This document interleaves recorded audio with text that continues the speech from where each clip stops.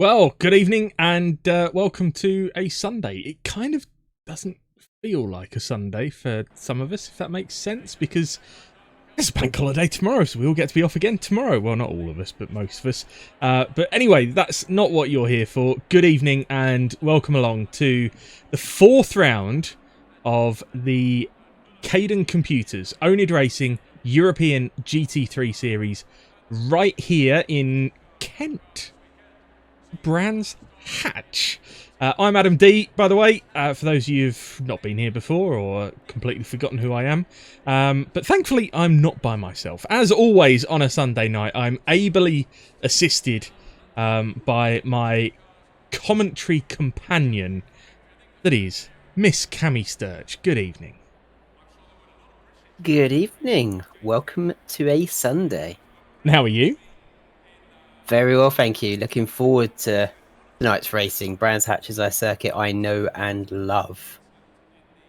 Indeed. Now, somebody else who's looking forward to a night of racing is Mr. Alex Parkin, who will be racing in Split 1, but in the meantime has come to join us for a little chat through Split 2. So, how are you, Alex? Evening. I'm looking forward to holding up the sitting at the back of the pack in Split 1. That'll be exciting, but yeah, looking forward to watching Split 2 as well. Well, we'll get to have a little watch of how you get on later on, and look at Ben gifting a tier 1 sub to Sean. You can feel the love in the room. Love to see it. Thank you for that, guys. Something else going on. Oh, Ben's gifting a tier 1 sub to Cammy. Right, hang on a minute.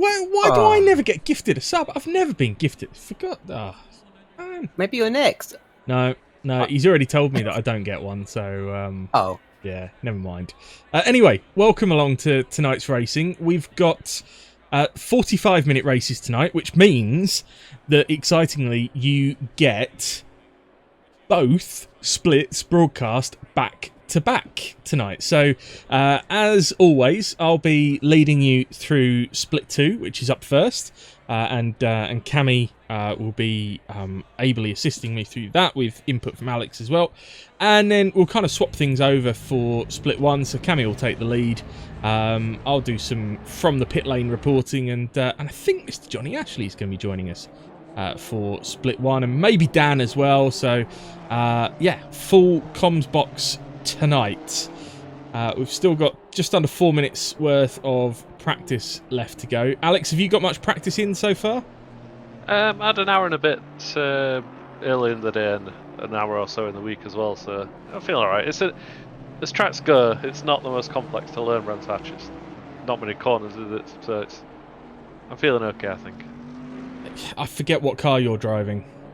The Aston, and I'm really slow. I can't get anywhere near my Ferrari pace in it. I'm about a second off.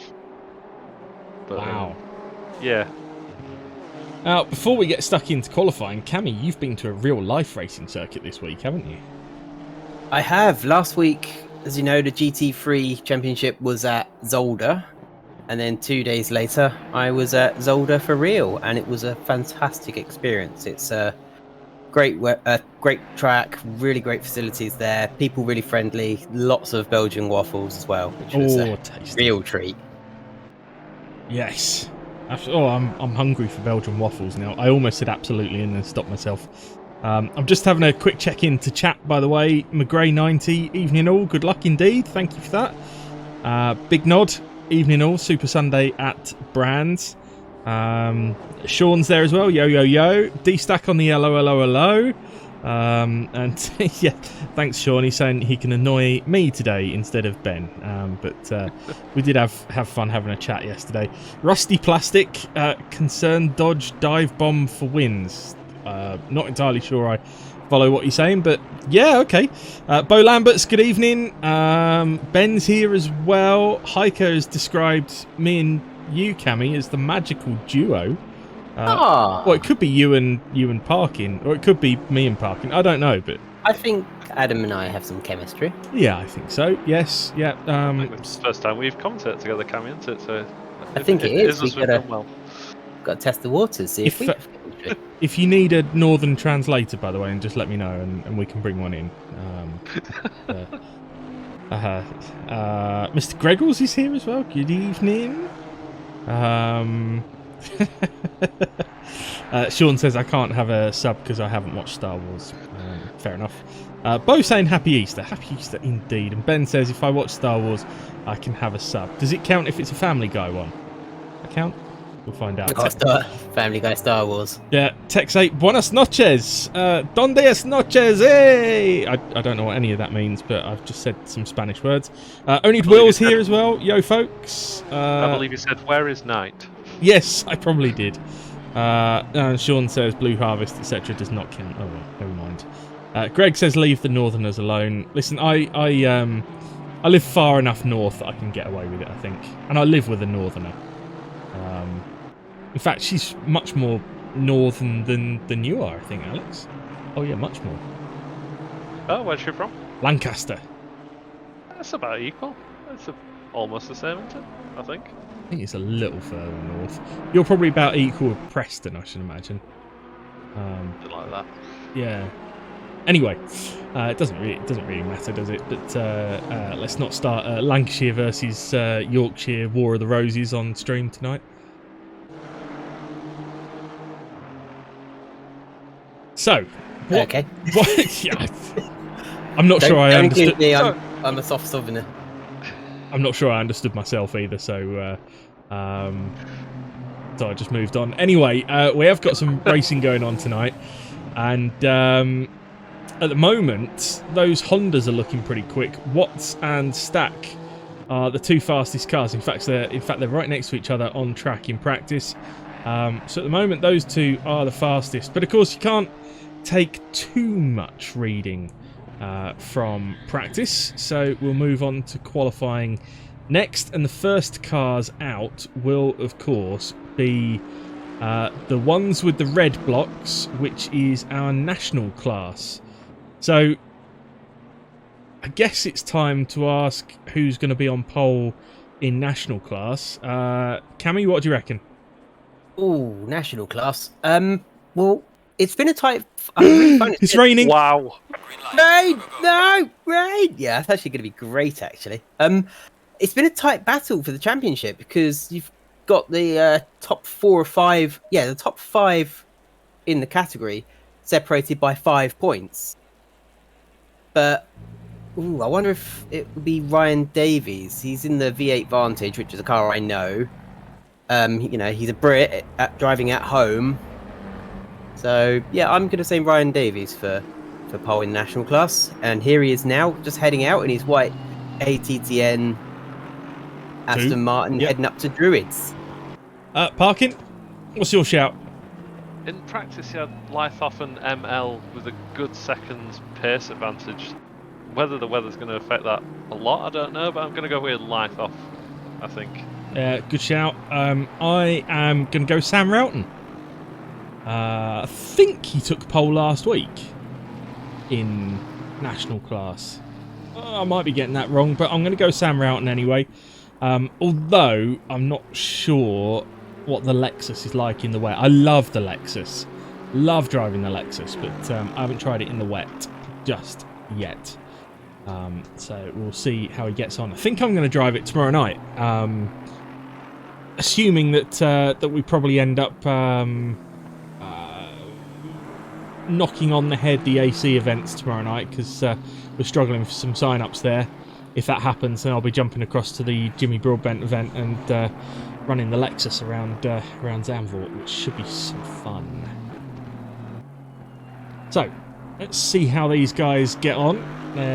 So coming around to finish their outlap now. I tell you what, let's go on board with Ryan Davies, if you can remember which button to click. There we go, and we can watch through the lap. I can take you through the lap. Yeah, please do. Into my local circuit. So, yeah, we're heading into Paddock Hill Bend. Really tricky corner. It sort of has a long, wide apex to it. It's hard to find it for a lot of drivers. Downhill, then upward Hailwood Hill into Druids. Again, it's quite a long hairpin, so you have to hold off on the accelerator a bit. Down into Graham Hill. They've got those sort of markers to stop you cutting the track too much. Well, for now. For now. There's not much in the way of straights in Brands Hatch. Cooper Straight is one of the short straights that gives you an opportunity for overtaking. Corner 4 into Surtees. We're heading uphill now, heading up towards Pilgrim's Drop. If you go to Brands Hatch for the GT World Championship, just here on the left is a great viewing vantage point for watching the cars stream downhill Unless you're into Hawthorne Bend. And now you've got it's 3 right-handers in a row. Again, very short straights, so if you want to overtake, you're relying on the car in front getting a bad getaway, a bad corner exit, as it were, through Dingledale and into Dingledale Corner, which used to be a right, left, right complex, but now it's just a series of rights. They've sort of simplified that out. Avoid the marker board in the middle of the track through Stirlings, and now it's a fairly simple affair of down one of the longest straights on the track, second only to Pilgrim's Drop and Hawthorne Hill, through clearways. Make sure you don't take too much, don't clip the gravel on the left. Keep your line tight on the right and across the line, and you'll move over left again quite swiftly for Paddock Hill Bend. And that's your lap. Nicely done. And Cammy, can I say thank you so much for calling it Dingledale Corner? I know that's what it's not actually called that anymore. I think it's Sheen, is it now? Do they call it Sheen now? Is yeah, it Sheen? I always remembered it was Dingledale. I always knew it as Dingledale Corner as well. But that was when it was the little flick at the top that you were talking about, which was just a wicked corner. It really was. But yeah, I think it's called Sheen now. Yeah, no, you are right to correct me there. Apologies, I'm not correcting you. We're going to stick with Dingledale Corner. As a kid, I always found the name Dingledale quite funny. Yeah. And as a 5-year-old at Brands Hatch for the first time, it's like, oh, Dingledale, what? That's a weird name. And I always thought, was there a man called Dingledale that they named it after? Yeah, Sean in chat says, it was named after the great Barry Sheen. Well, I didn't think it was named after the polish. Mr. Sheen. About Dingledale. Who was Dingledale? yeah. If you can find that information out for us, that'd be amazeballs. Ben, yes, I did just say amazeballs. Never mind. Ben saying Sam's car looking bling in the rain. Yes, it is. Is that one of yours, Ben? Because it does look absolutely stunning. It really does. There's some great designs out there. Again, it's a purple and gold sort of Cadbury's caramel look. Makes me hungry. Between this one and Martin Thorpe's car, they always make me hungry. But head to the supermarkets tomorrow. All the Easter eggs will be on clearance. Yeah, I've had enough chocolate for one weekend, I think. I haven't had any.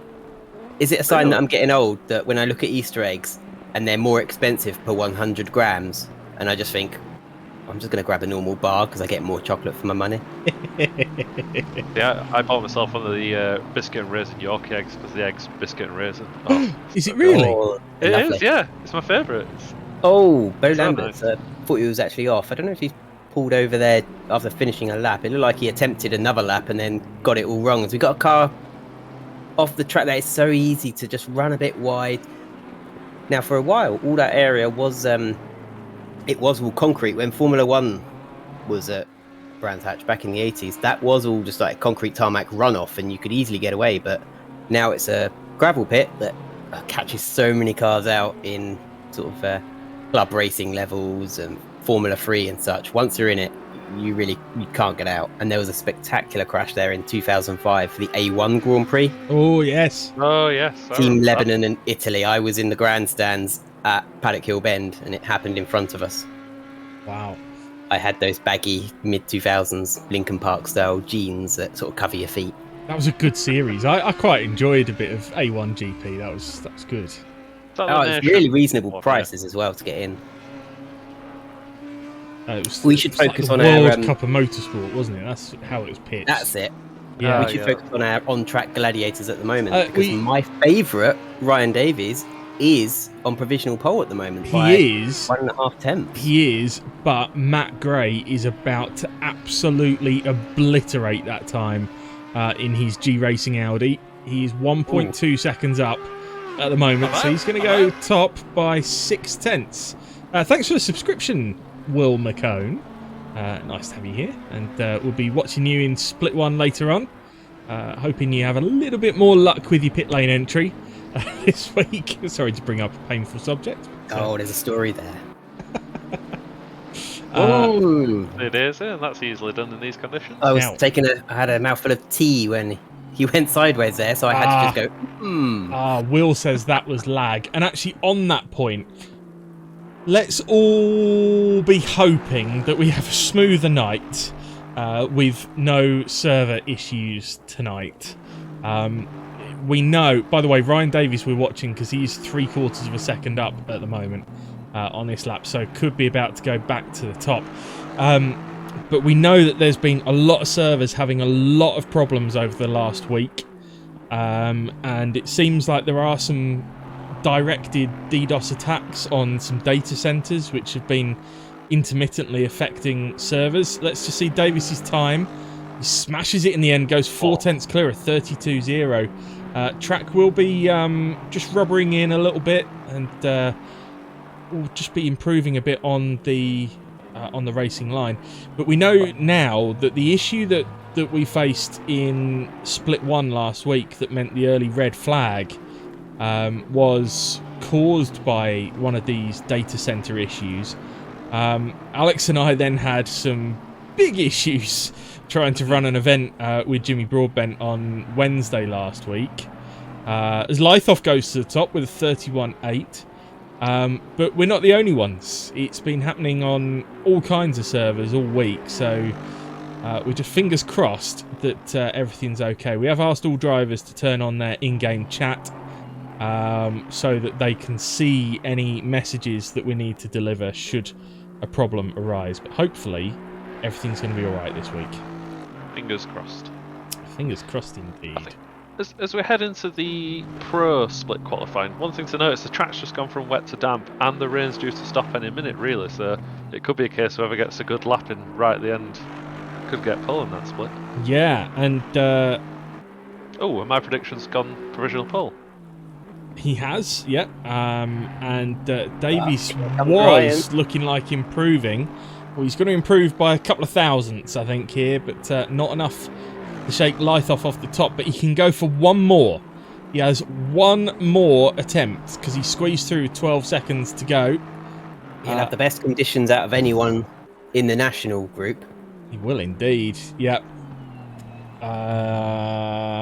Ben says, good to see Ryan on the pace. Great showing from him in yesterday's 10 Hour of Suzuka. Yeah, a bunch of oNiD guys were in the 10 Hours of Suzuka yesterday. I jumped in and watched Ben and Johnny and Jimbo running, and I think Ben, you finished 8th or 9th overall in the end, which is a really good result. We also had a rookies car out there as well. I don't know where those guys finished. But 9th, yeah, thanks Ben. But yeah, it was great to see a rookies car out there as well, made up of drivers from our rookie league, and they finished 24th. But finished, exactly. Great stuff. How is Davies' lap at the moment? 9/10 down, so I think... that is a shame. Sam Roughton, my prediction for pole is currently 11th. But he's 1.8 up on this lap, so I think might just sneak 7th here. I mean, to give people an idea of the difference between wet and dry, I think it's going to be about, wow, what a donking last-minute gasp entry, 0.6 seconds off. The difference between wet and dry seems to be about 8 seconds, maybe 9 seconds. Would you agree that sounds about right? I think in the dry, sort of 123s are possible. Yeah, I think that sounds about right. Just before these guys start setting a time, let's get your predictions in for the AM class. Parkin?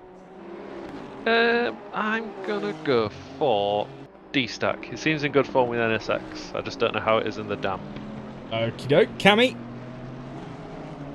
I'll go for Petty Jelinek. I think he's got the comfy Bentley. And in these conditions, I think it will be a more stable car. I am...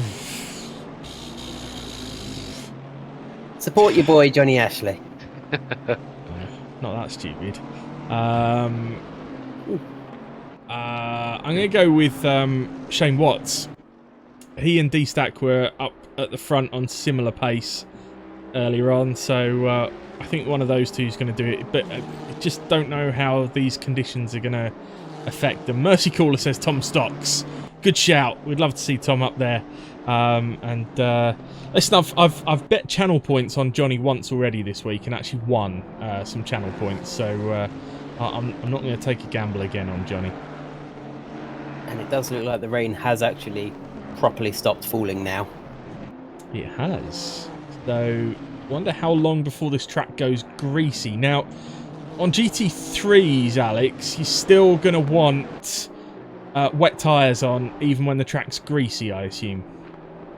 Yeah, like I mentioned earlier, we've been damp, no more rain practiced, and relatively mild conditions. It probably will take dries right at the end. It's just a case of whether it'll be faster. If it were a race, you'd probably be looking to get on those dries soonish, but for now, you might as well just stay on the wets and see what time you can get out of them, I think. So, first blood goes to... Wow, so that was interesting. So, for a moment, Parkin's prediction was pole, and then my prediction went 22 thousandths faster to take pole, and now Cammy's prediction of Petr Jelinek has gone fastest. So each of us have been right for a short amount of time, but Cammy looks to be the most right by a quarter of a second at the moment. I mean, I thought Shane Watts might be a bit of a dark horse because he's down in 12th in the championship standings at the moment. So, you know, Alex and I were sort of picking two of the front runners from the championship, but you chose someone who's down in 12th. And I mean, is that reflective of Shane Watts as a driver, or do you feel he's having some bad luck and getting caught up in other people's incidents?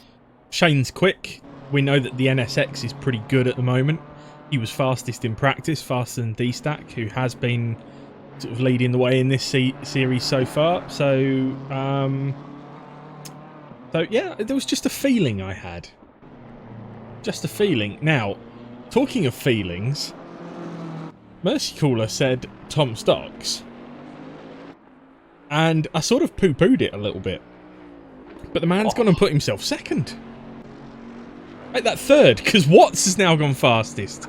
So it is, and this is going to happen all the way through the session, I think, as Jelinek now smashes it to go top.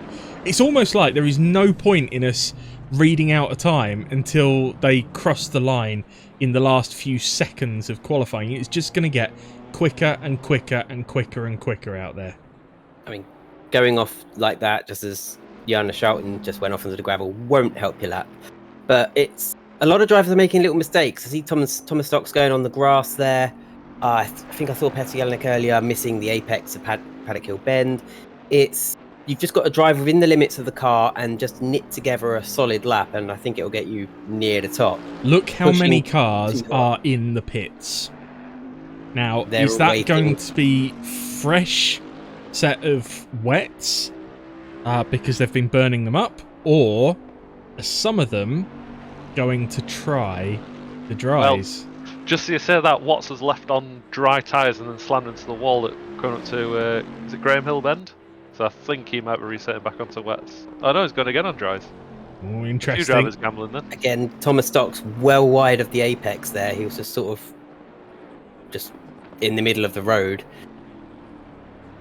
So whereas Paddock Hill Bend, you sort of go uphill and then you're going over a crest and downhill, and that kind of affect your braking a bit. And if you're not, because it's a tricky corner, and I see people in club racing and even some sort of lower formulas get it a little bit wrong, especially some of the drivers who are running near the back. Last time I visited Brands, it is a tricky corner because you can't actually see the apex when you're coming up to the corner. It's sort of hidden over the crest of the hill a little bit. Just trying to work out what tyres people are on. Johnny's on dries. Willie Black's on dries as well. I'm just looking through. Anderson's on dries. Jelinek's gone on dries. Watts is on dries. Wilmot's on dries. Stack. I think the risk reward, small. If you set a time and you're in the top 5, the pros and cons, you might as well try the dry tyres. You've got nothing to lose really in these last few minutes of the session. But yeah, you might as well gamble and go for it. Yeah, just as you said that, actually, Cammy Wilmot put it in the wall on dry, so it might be a few laps too early for that. It's right at the borderline, I think. Wishful. People are gambling. a bit of wishful thinking from some of the drivers. Maybe it is still damp out there. Well, let's follow Johnny's lap. Johnny not doing too badly so far, up in 5th. 2 corners in, he's half a second down on his first lap on the dries. Now, of course, it will be taking an extra bit of time to get these tyres up to temperature and pressures. So maybe it needs 2 warm-up laps to get it in the zone. But at the moment... It's just gone greasy, as you said that as well, Adam. It has. So maybe it is the right time, as we've now got Jelinek, Stack, Stocks, Jackman, Watson, Ashley as your top 6. Johnny's backed out of this one. He needs the space. Jelinek, do we know what Jelinek's on? Is he on dries? I think it was on dries last time I looked. So Jelinek currently 4 tenths up on this lap as he reaches the top of the hill, swings right, and they look like a set of dries to me. And Jelinek is making it work. He's now 6 tenths up, although dropping a little bit of pace as he drops it into Dingledale at the bottom of the hill. So that is the risk reward that you talk about, and this is a man who was on pole. He's not going to get to do another lap, and he could tumble down the order. It's going to be painful for now. You know, he's got a minute and a bit to sit in the pits. He knows he can't do anything about it, and he's got to hope that some people, you know, other drivers don't find a lot of time now on dry tyres, especially in these closing minutes. As we've got William Black, he's down in 7th at the moment, and no doubt he'll be improving on what he's got as the track has gone from damp to greasy, and there's a clear dry line there now. So no doubt he'll be improving. He's 4 tenths up at the moment. All but Tom Stocks and Petr Jelinek are out on the track. It's only those two in the pits now. So worst comes to worst, Jelinek and Stocks could drop down to 9th and 10th if it really went badly. Sorry, Cammy, I think Willie Black's got the best position on the track. He's going to get one more lap on dry tyres, and he's going to be the last car to set a time lap, I think. He goes 3rd. So Jackman is 7 tenths up. Watts is 5 tenths up. Ashley is 6 tenths up. Hearn is 8 tenths up. So the times are tumbling as we get towards the end of this session. Willie Black is 6 tenths up on this lap. But this man that we're watching right here, Casey Jackman, is 1.3 seconds up at the moment. So unless something untoward happens in the last couple of corners, Casey is going to jump to the top of the standings. Johnny is 1.6 seconds up at the moment. So wow, this is interesting. But Casey's coming through 1.6 up as well on his best. So here he comes across the line. Johnny Ashley goes fastest. Jackman goes faster by 0.3 of a second. Willie Black now 9 tenths up. Wilmot is 8 tenths up. Shoutin is 9 tenths up. The times are a tumbling. Yeah, this is going to be so critical to the race because Brands Hatch is a very difficult track to pass on. It is not the widest track. There's not a lot of straights, as I said, and overtaking really requires sort of the cooperation of the car you're overtaking. You need to be able to trust them that they're not going to turn into you. And as William Black stand by, oNiD fans, because here comes William Black. Right-hand side. He's going on pole. He's going on pole, and he does by just over a tenth. Sorry to talk across you, Cammy, but I saw the time coming there. Willie goes to the point, but can Wilmot spoil the day? He's got to find another 10th. I think he's going to slot into either 2nd or 3rd here. He goes 2nd. So Wilmot 2nd. Now Shoutin the last one to cross the line, and he goes 5th. So it was difficult to keep up with that in the end, but it's Black from Wilmot, from Jackman, from Ashley, then Shoutin, Jelinek, Stack, Hearn, Stocks, Anderson and Watts. So you've got a perfect split between the whites and the reds. Because then you got Lythoff, Davies, Roughton, Gray, Jackson, ML, Lamberts, Medina, McNeil.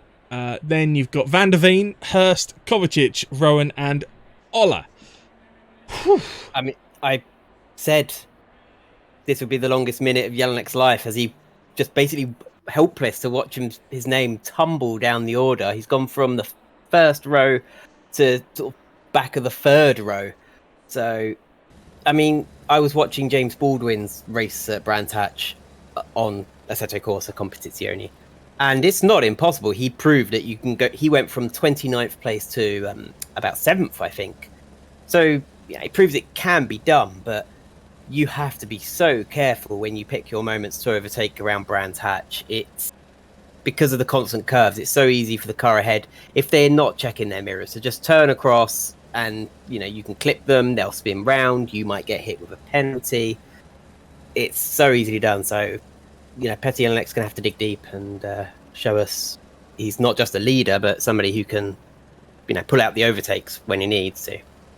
Cammy, I'm disappointed in you. Hi, I'm Cammy. Why's that? You need to say Assetto Corsa Competizione correctly, please. Oh, what, Italian racist way you mean? It's not racist. It's stereotypical. There's a difference. With the hand gestures too. Yes. Yes, Assetto Corsa Competizione. That's better. Thank you very much. I tell you what. I'll tell you what. Everyone must know Alex Goldschmidt, commentator extraordinaire of sim racing. Do you? No. I can't believe you don't know. Somebody out there must know Alex Goldschmidt. I'm sure they do. I'm a little bit far too locked into oNiD.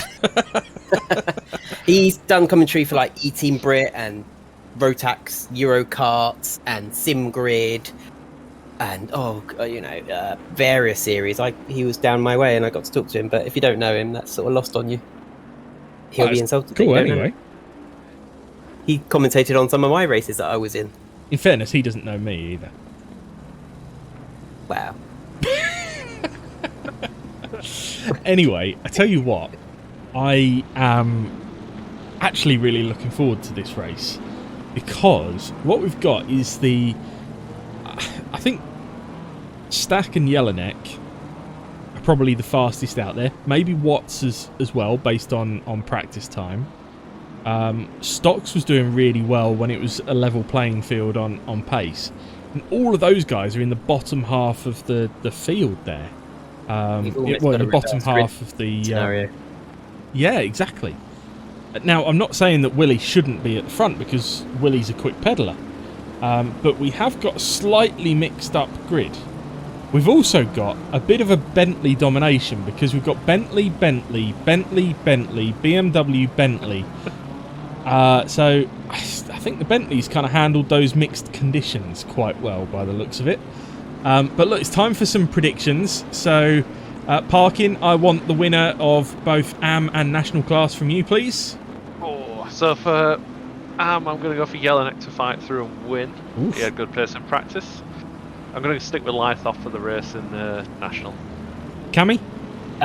I'll go for Johnny Ashley. I think he'll fluke a win. And Ryan Davies. I think there'll be a moment in the race where we'll be like, what the hell, I'm first. Just things will go his way, other people will come together, pit stops will just work out for him. I think I think every dog has his day, and I think it'll be Johnny Ashley's. Well, I gave him driver of the day in the rookie week I know. Week, so it made me feel sick. But was that something he earned, or was that like... Yeah, he did actually. Give him something. Yeah. I think 29th to 3rd, was it, or 2nd? I can't remember. Yeah. I mean, he's not a rookie, but he's in the rookies league. But anyway, just very quickly, my predictions. I'm going to say Casey Jackman will come through and take the win in AM and in National. I'm going to stick with Sam Roughton. Come on, Sammy.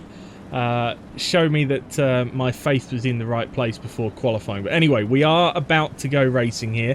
A slightly mixed up grid thanks to that changeable condition qualifying. William Black will lead you away. William, one of the community managers here at oNiD. And just behind him is El Presidente of OTL Racing. And we are off and running. And everyone slots in fairly neatly together. Johnny's car looking a little bit wiggly wobbly through turn 1. And you see D-Stack making up a couple of positions in the background. But Johnny and Jackman looking to go side by side into Graham Hill Bend. Johnny looking for that move. And there is contact there, I think, between the two of them.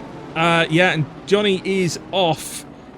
I don't know what happened to Jackman. I think he got away with it. But who's that going off? That is Shouting going off, and that is D-Stack going through and up into third already. So Derek Stack has made an excellent start and got himself right up the order. But meanwhile, out front, it's Willie Black from Matt Wilmot, nice and close together. Sorry, can we go for it? I wonder if we can get an on board with Petty Jelinek, because we're expecting him to move up the order. So I think it'd be quite interesting if we can ride on board with him, and even for a few minutes just to see what progress he makes, because we know he's one of the fastest drivers out there. And yeah, it did look like a few people sort of tripped each other up a little bit. As I was about to say, you've got Wilmot and Black and the Bentleys who have pulled out a nice 1.5 second gap.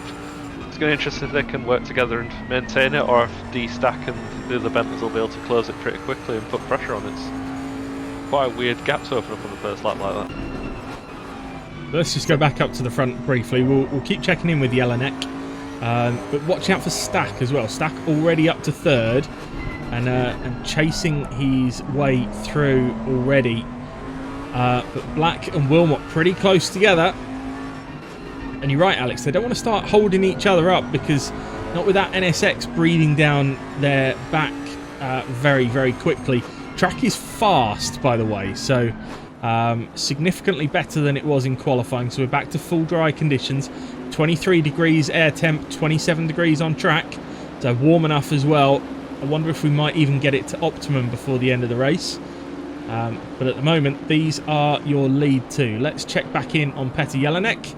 And he's kind of just sitting there in a bit of space at the moment, and looking for his time to pounce later on. So it will take a couple laps for their tyres to properly get up to pressures and temperatures. But, I mean, Willie Black had he and Wilmot have had a great start, but it's very apparent now that Willie Black hasn't got the pace at the moment. The NSX of Derek Stack has closed right up, and what would have been healthy earlier would have been, in hindsight, to let Wilmot go past and to try and follow him, sort of keeping his slipstream, and if those two could get away. But all that's happened now is Willie Black's backed Wilmot up into Stack and into Jackman, and Jackman just Black with the slide! Black with the slide! Save. Bit of a twitch there. He's managed to save it, but he has lost one place, and he's fighting to hold on to second place. Derek Stack trying to go around the outside of Druids. It is possible, but as I said, you need a driver who you can trust and who lets you... Oh, Willie Black got a slow getaway out of Graham Hill Bend, and Derek Stack had nowhere to go and went up the back of him gently. He did so well to keep that off the grass. I don't know how he didn't spin. I think Willie Black is, he's feeling very pressured now, because this early in the race, when you see, he's already seeing that gap to Wilmot growing quickly, and he's got, 3 cars very large in his rear view mirror. That's a ton of pressure, and you just think, oh god, I don't belong here. I'm going to be 6th, 7th in no time. And one of those cars, go up. One of those cars is your man Petty Jelinek. Look, he's up with this pack now. So he was 1.4 seconds off this pack only a lap ago. But all of the shenanigans in front has brought Jelinek into play here. He knows he's faster. He proved that in qualifying before it dried. So he can see the cars in front. They might not have the race experience he does, as Derek Stack goes flying past Will Black. Derek Stack goes past Will Black. I'm wondering if Willie Black's on wet tyres. I doubt he is, but it does seem like he's losing a lot of pace, even compared to the other Bentleys. Car looked horrendous under braking once again. And it just looked all squirrely and all mixed up for him. So he's dropped 2 places there through clearways, and that car does not look in good nick for Willie. And I think he might start sliding down the order. And you're absolutely right, 27 Detox. Wilmot needs to run away right now. He does. He's got the best opportunity for it now. The track's just gone from fast to optimum. He's got a clear track in front of him. I don't think there's no back markers or anything from lap 1 pile-ups. But if what Wilmot will be hoping now is that Stack and Jackman start fighting with each other, and they'll back each other up into Willie Black, and Petty Jelinek will really want to clear Black soon as they go through Sheen Curve, and that Bentley is right behind Derek Stack. So yeah, the Bentleys look very comfortable around here. The Honda isn't slow, but whoa, and the Bentley Yeah, those Bentleys have loose rear ends, don't they? They do. Willie Black almost lost it out the back of Druids, and then we watched Casey Jackman get a bit loose and hairy. Then, are they just getting their foot down a bit early coming out the corners? Do you think, Adam? It could be, or it depends how much time they had to quickly make a setup change from wet to dry, because a lot of cars seem to be sliding out there and struggling a bit.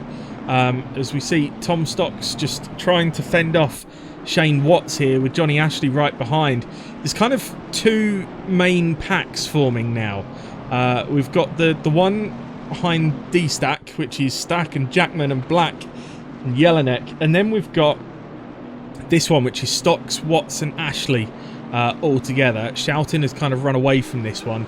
At the moment, not that I want to blag at all, but the current leader in national class is Sam Roughton, with Old Dog Juice up to second. But Davies and Lythoff have just swapped places, so Lythoff up to fourth in class, so he must have had some shenanigans earlier on in the race. But we've got battles all through the field. Look at this one. Neil gets very sideways there. And this is ML looking for a move up the inside. It's a tricky place to make a move, but he goes for it, and McNeil runs wide as a result. And now, that was Dixon Hurst, I think, then squeezing through, or it might have been Gray, one of the two. As we see cars sliding all over the place. So we've lost Gray. Oh, someone spins in the background. Kovacic slams into him. That's going to be bad damage for the pair of them.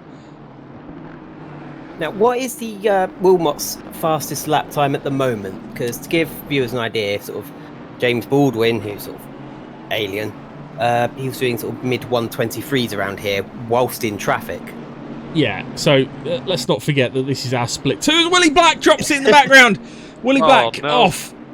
So just let's compare the James Baldwin times with split one later. Just for viewers, yeah, their idea. The split two lads here. So Matt Wilmot last time around did a 25.9. D-Stack set the fastest lap with a 25.2. Okay, Wilmot's on a pad as well, isn't he, as well? Matt Wilmot is on a pad, yes. Is there any reason he doesn't use a steering wheel setup? Is it just a that choice, he doesn't or is have it one?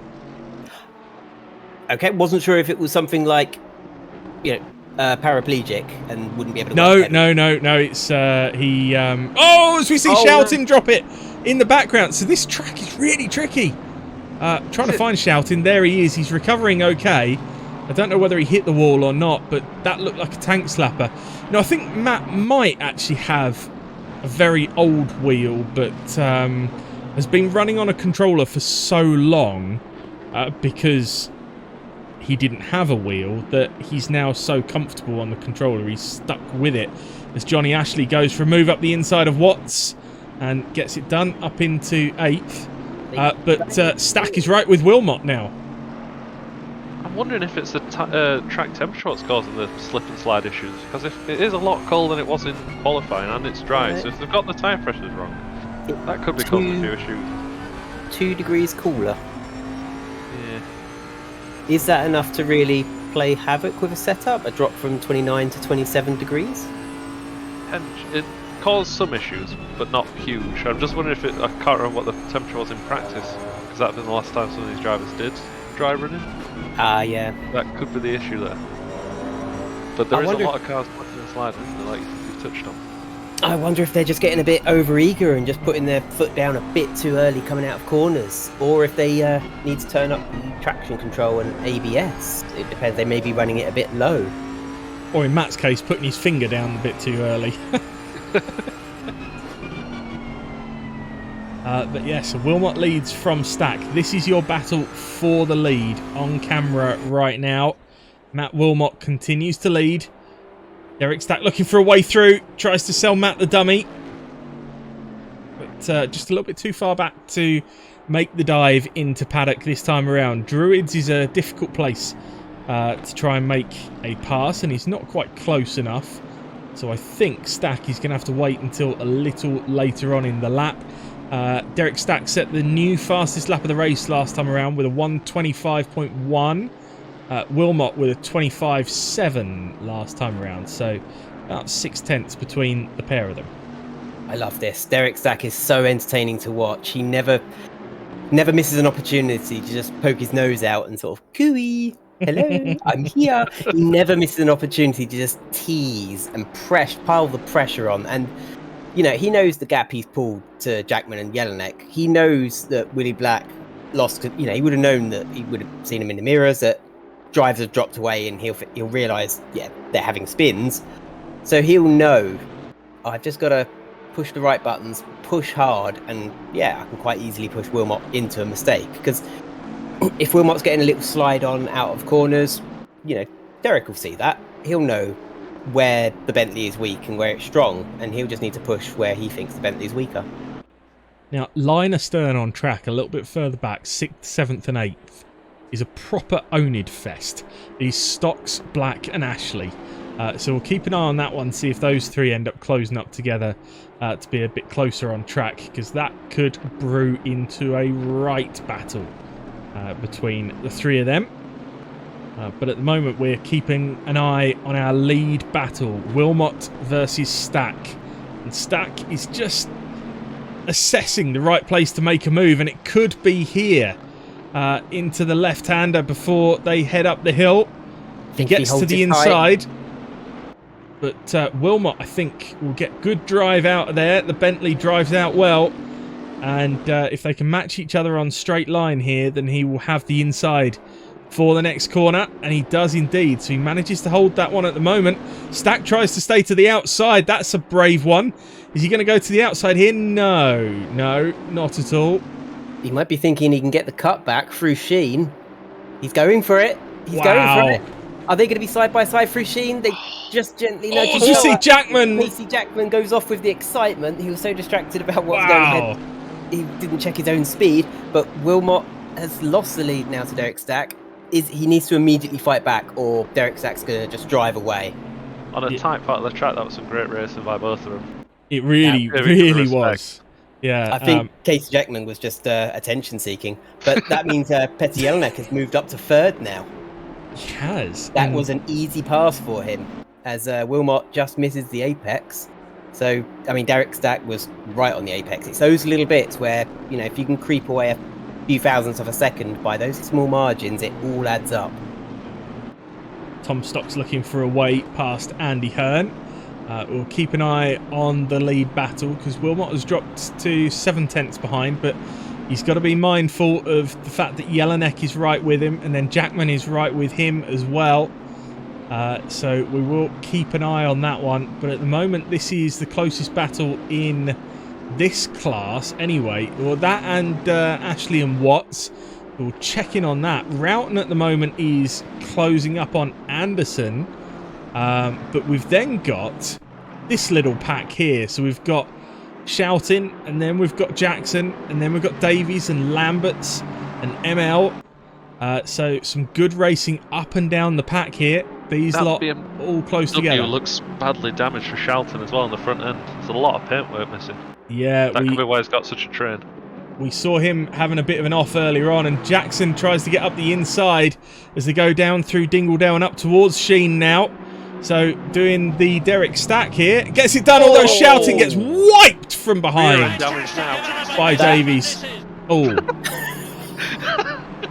I must go now. My people need Dag1X, thanks for the follow. Let's just pick up a replay of what happened there with Ryan Davies. Because yeah, that was a big hit on the right rear corner of Shouting. I do wonder if that was lag related because of what happened straight afterwards, but we're about to see whether it was lag or whether it was just a mistake. I think it was a mistake, unfortunately. Just a tap, and yeah, I can't explain that part. It's the Shadow Realm. Yeah, it's off to the Shadow Realm for you, Jimbo. If only that happened to Jimbo Mancy, that would have worked with the meme. I think we have to watch out for anything else like that, because that could be the first signs of the server being silly again, as the pit window has just opened. So I wonder who'll be the first to jump in. Okay, on that note, I think I'm going to hop off and do some practice for split one. Good man, Thanks Alex. for having me. Yeah, good luck. Hope good it goes luck. well. And, Thank you. Yeah, you're left with the gruesome twosome now. And in split one, sorry, it's mixed conditions in the practice service. That bodes well. Oh, Greasy after it's just stopped raining. Were you on about us two with the gruesome twosome? yes. Speak for yourself. I very much was, don't worry. Now, we're starting to see the first pit stops. So, Stocks and Black are in. That looks like Heike van der Veen and Jovan Kovacic as well. Sam Roughton is in. Has Johnny already been in, or has he had an issue? I think Johnny must have had an issue because he's down to 12th now. Did he get caught up in the first slap incidents? Because I know he was in the pits much earlier. He did, but he'd then been solidly climbing back up through the field, so... apparently 100% accuracy from me. I'm assuming that's from referring to myself as gruesome. Thank you, Jimbo. Love you too. We're following Derek Stack going through the Sheen curve, and Petr Jelinek is right behind Wilmot now. You know, the speed that he's... Wow, I thought he was going to go for a move through the Sheen curve. Wow, does he do it on track, or will he try and do it through the pit stops, staying out a bit longer, or maybe even trying an undercut? I suspect he may just do whatever Wilmot doesn't. And Casey Jackman, hats off to him. They're still staying in the game. They had that funny off earlier where they conceded a place or two, but they're still in it, and not one of them enters the pits. Neither does Derek Stack. I don't know if Hearn has or what. And we've got...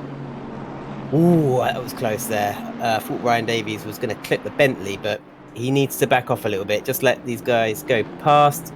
He does. He files in behind, and sort of great opportunity for a national driver to learn a little bit from the AMs. Dehaside, thanks for the follow as well.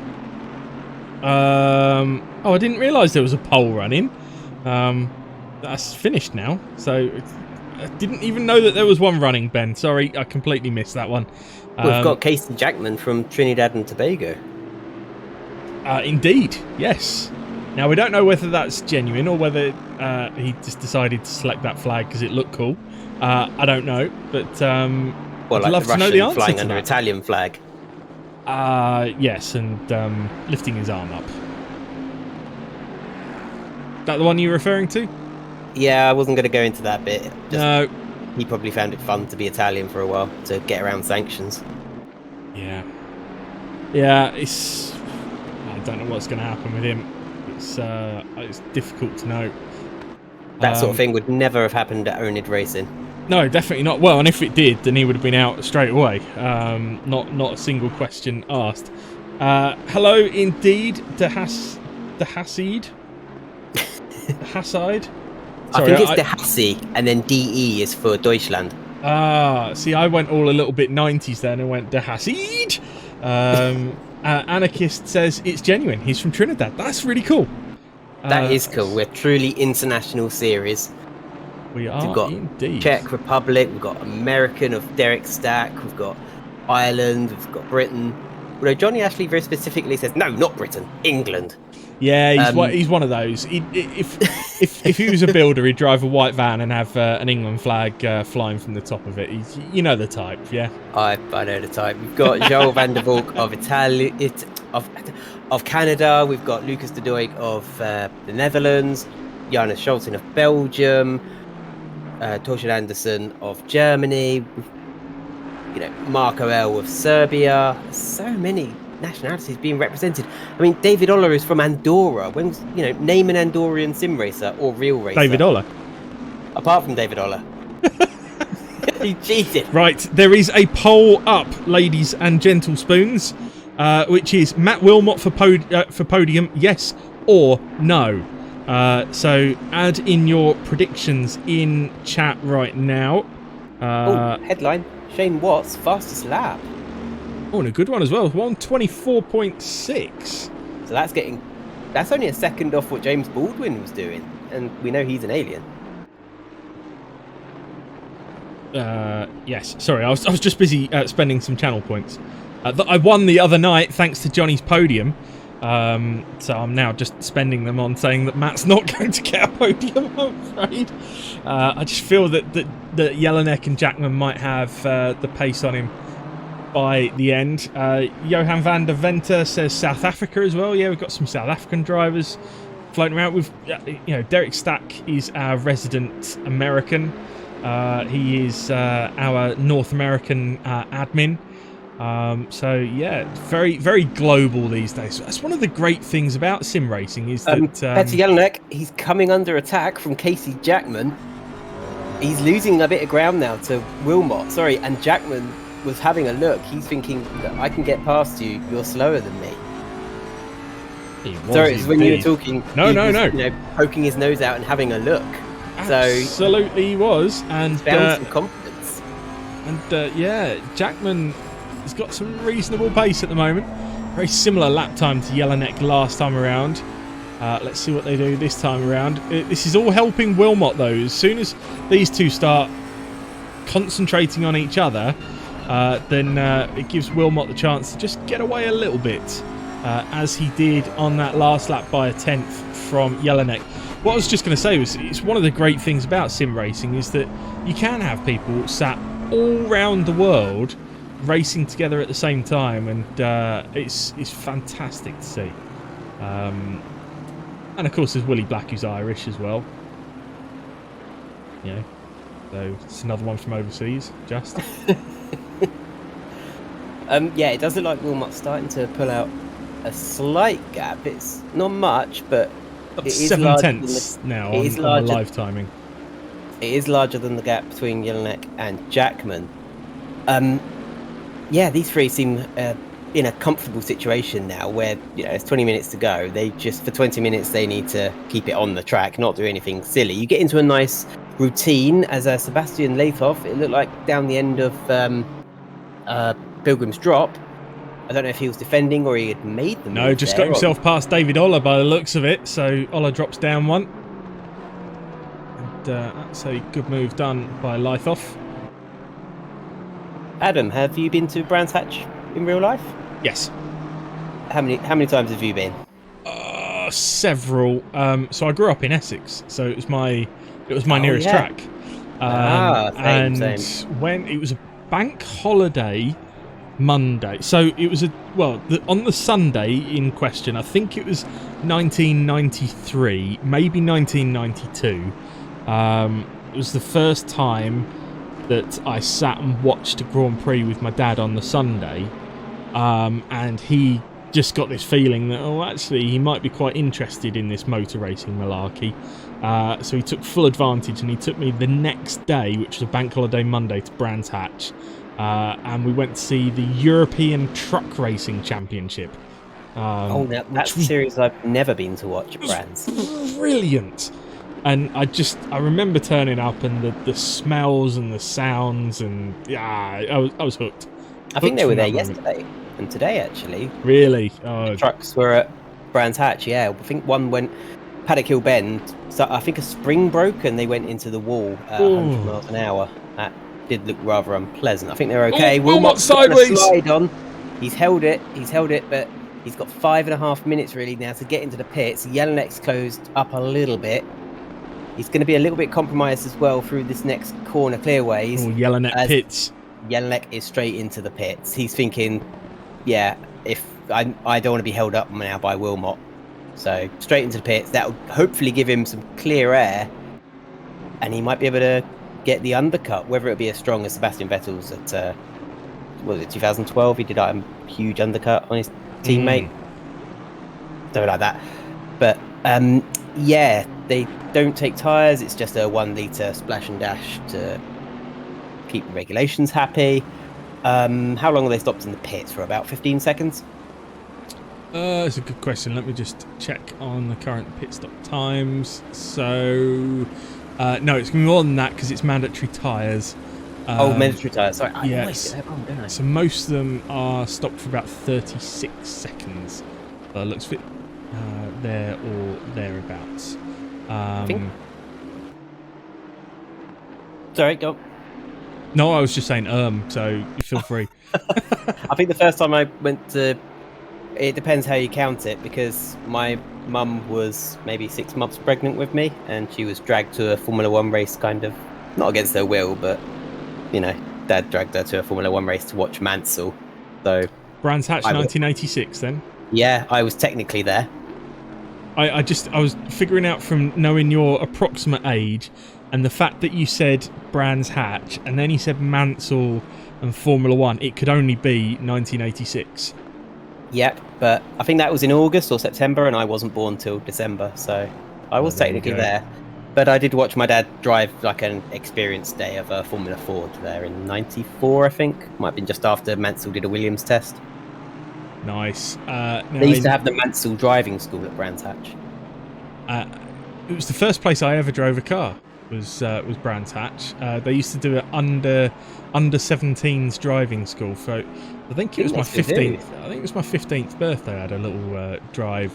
It was up and down Pilgrim's Drop, so you didn't actually get to do any proper circuit driving. But yeah, just I think it was a little Seat Ibiza or something like that. Oh, as we see Marco L. Oh, that just will have created running some... 2 wheels on the grass and just over one bump, and it, you know, it pivots the car towards the grass, and you had about 2 meters runoff from there, and it just slammed him into the wall. That is a lesson learned. That's a painful lesson learned. If you can avoid the grass, avoid it. Johnny Ashley is up into 3rd, but he does still need to make his mandatory pit stop. Behind him, we've got, I think that's David Arler, isn't it? He's running in 16th place, car number 3. Indeed, yes, he is. Derek Stack and Matt Wilmot have come into the pits now, so they're going to relinquish the lead for a short while.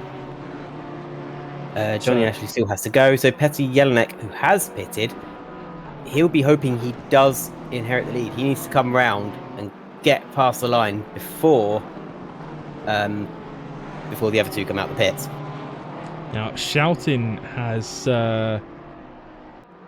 obviously spent a lot of time in the pits fixing his damage, so he's all the way down in 22nd now, but it'll be interesting to see in the last 17 minutes where he can get himself back up to. But as you say, with those guys taking the pits, here's a scary sight. Johnny Ashley leads this race. Well, if everything goes his way and some strange things happen, I guess he could still be a winner. I mean, it would be a bit of a miracle, but as Matt Wilmot comes out the pits, now where is Jelinek? Not passing. There he is. There he is, so it's not quite worked out. It's actually gone slightly in Wilmot's favour. He's actually pulled a little bit of a gap, and Casey Jackman... I wonder if that's him just rounding Druids now on the map, but I think so. He's lost a bit of time as well. Now, Cammy, you see this area at the bottom where there's the gazebos and people standing? As you probably know, that is called the South Bank. Yes. At Brands Hatch. Now, I don't know whether you can still do it, but back in the day when me and my dad used to go there, you could actually drive your car onto the South Bank. Oh yeah, yeah, and, you so you can still do it. So that's how we used to go and watch British touring cars there. We'd take the car onto the South Bank and park up there. And I'm assuming that the tradition remains that when the leaders then come round at the end of the race, the people on the South Bank all toot their horn. Haven't heard them toot their horns. That used to be the thing, was as the winners came round on their cool-down lap, everyone on the South Bank would open their cars up and toot their horns. I mean, I'm not saying it doesn't. I suppose it's just not, a key memory. But yeah, we used to love watching touring cars there. I've never seen a touring car race. Big memories. Is that criminal? It's not criminal, it's just a shame. Now it was British and World Superbikes my dad usually took me to at Brands. He preferred the bike racing because there was more overtakes. That's just put you in favour of Jimbo Mansi, I think. It was there was like the purple Cadbury Boost bike of Neil Mackenzie. Yeah, I've never watched a huge amount of bikes. A little bit, but not a huge amount. I know Valentino Rossi and Fogarty and a couple other riders, and that's it. I don't really know them much. Shut up, Greg. So So Tom was having a good look up the inside of Casey Jackman a minute ago, but hasn't managed to pull that one off quite. Watts, though, is very close to the back of Willie Black. Willie's had a bit of a nightmare race after starting on pole, but has just settled down a little bit in the second half and seems to be managing to hold on to that 6th place quite nicely at the moment. Johnny, I think, has lost out a little bit through the stops, although actually we think he had a bit of a problem before the stops started for everyone else, so actually maybe he's made a bit of a gain there. I'm still right in national class. Sam Roughton is still winning that one from Marco L, and then Seb Lythoff is 3rd in class, but at the moment Stack leads the way in the amateur class, 3.7 clear of Matt Wilmot. Then is Jelinek, Jackman, Stocks, Black and Watts. But for those of you that have been gambling your channel points, Jelinek is not that much closer to Matt Wilmot, and Jackman and Stocks are a long way back. So Wilmot is looking good for a podium. Yeah, it's good to see Sam Roughton leading the class because he is a good driver. He's always put out standout qualifying performances in the last season of the GT3 series, and he's 11th at the moment in the championship standings. So it'd be great to see. He's not even had a podium so far after 3 rounds. So it'd be great to see him take a win because he's one of the standout drivers of the series, and things just never seem to go his way. So I'd like to see him do really well. As we're following Casey Jackman, he seems to have lost touch a bit with... Oh no! What? Where is he going? That's a big laggy moment. Now, that is a huge laggy moment. Now has he lagged out, or is... Oh, no. Oh, he seems to be back. Oh, is this the server or is this him? Because that was only happening to him, wasn't it? Although we did see the issues with Ryan Davies earlier. We did, but is that... just one of them having an internet problem and then another having an internet problem? I'd worry if it happened to several cars at the same time. Well, let's just keep an eye on it and see how things are. Stocks has dropped off the back of him a little bit. You just wonder whether he's just seen that himself and maybe thought, I'm just going to hang back a bit. Especially if he saw the car fly off into the trees. Yeah. I mean, this is a good result for Tom if he can hold on to 5th here.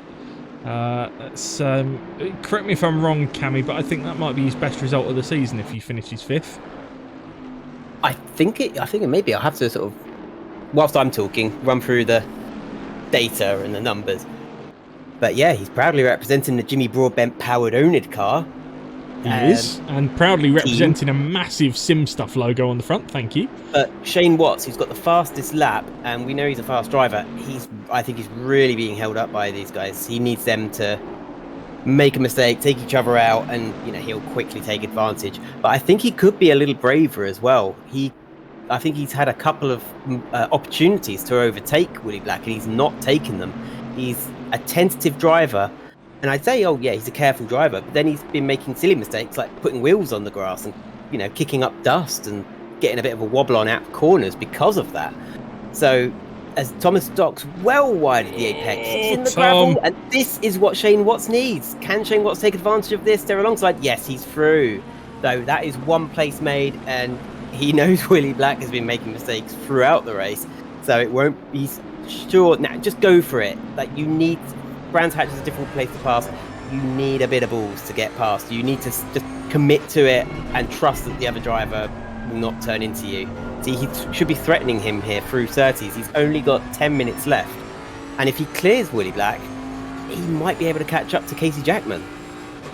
Now, of course, what you need is to be racing against a safe driver who is going to give you the space. And that is Willie Black to a T. I still haven't raced against anyone that is as good in terms of side-by-side action as Watts gets sideways. No, and he's just lost that place he's gained. Stocks back through. So this is what I mean with the mistakes. He didn't put 2 wheels on the grass, but he just lost control of his car. He's quickly looking to get straight back past Tom Stocks, but like Tom Stocks has been gifted this opportunity, and I thought he was nearly heading into the pits there. Did you see that? Yeah. He's dropped back a bit as well, as if he was thinking, I'll make another pit stop, but make absolutely no sense as Tom Stocks goes well wide of the apex again. But look at this, Cammy. This is the battle for second. Petty Jelinek is now really harassing Wilmot, and to stay in contention, he's leading the championship by 7 points. Petty Jelinek.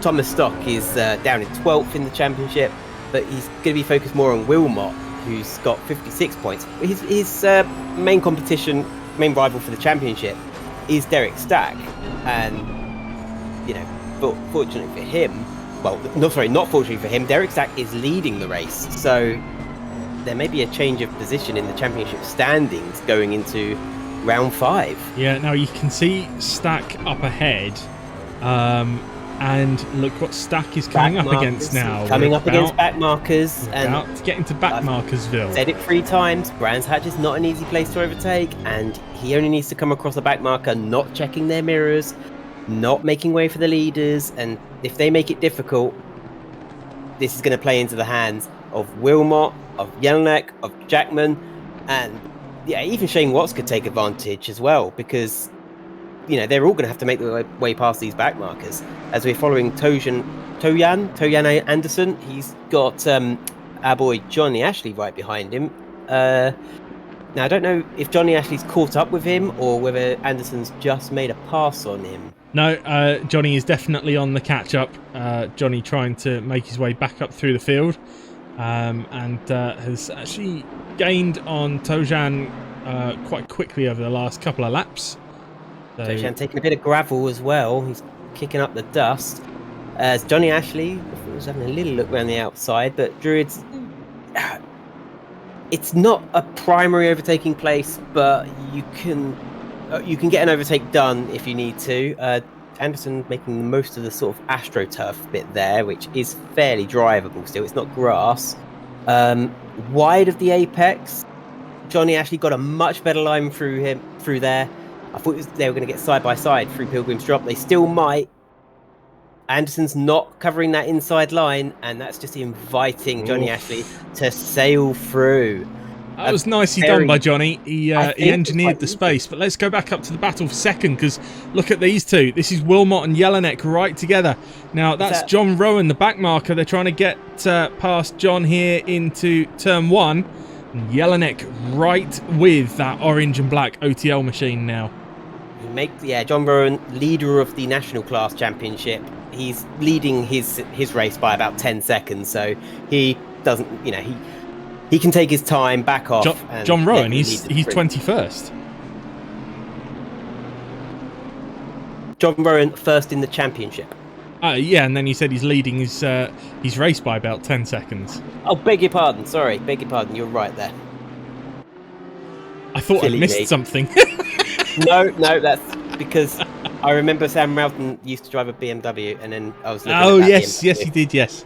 Yeah, I got, because he had a red and white BMW, and that was still stuck in my head.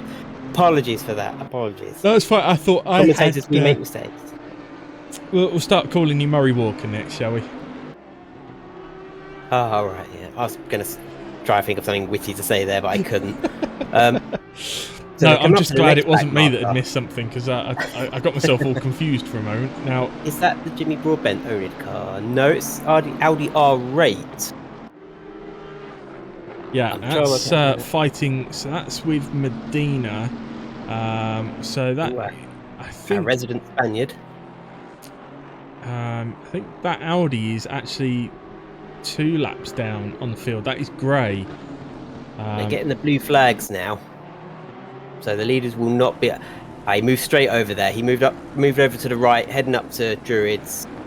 Lovely stuff. We like to see them make way for the leaders, observing the blue flags whenever possible, especially if you're not battling anyone,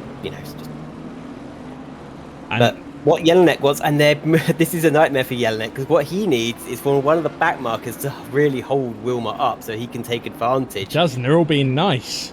Yeah, for a change. Yeah, they're all these are well behind back markers. Somebody's had a word with them. But yeah, if you're not fighting anyone, you're sort of just driving your own race because you just need to complete the race.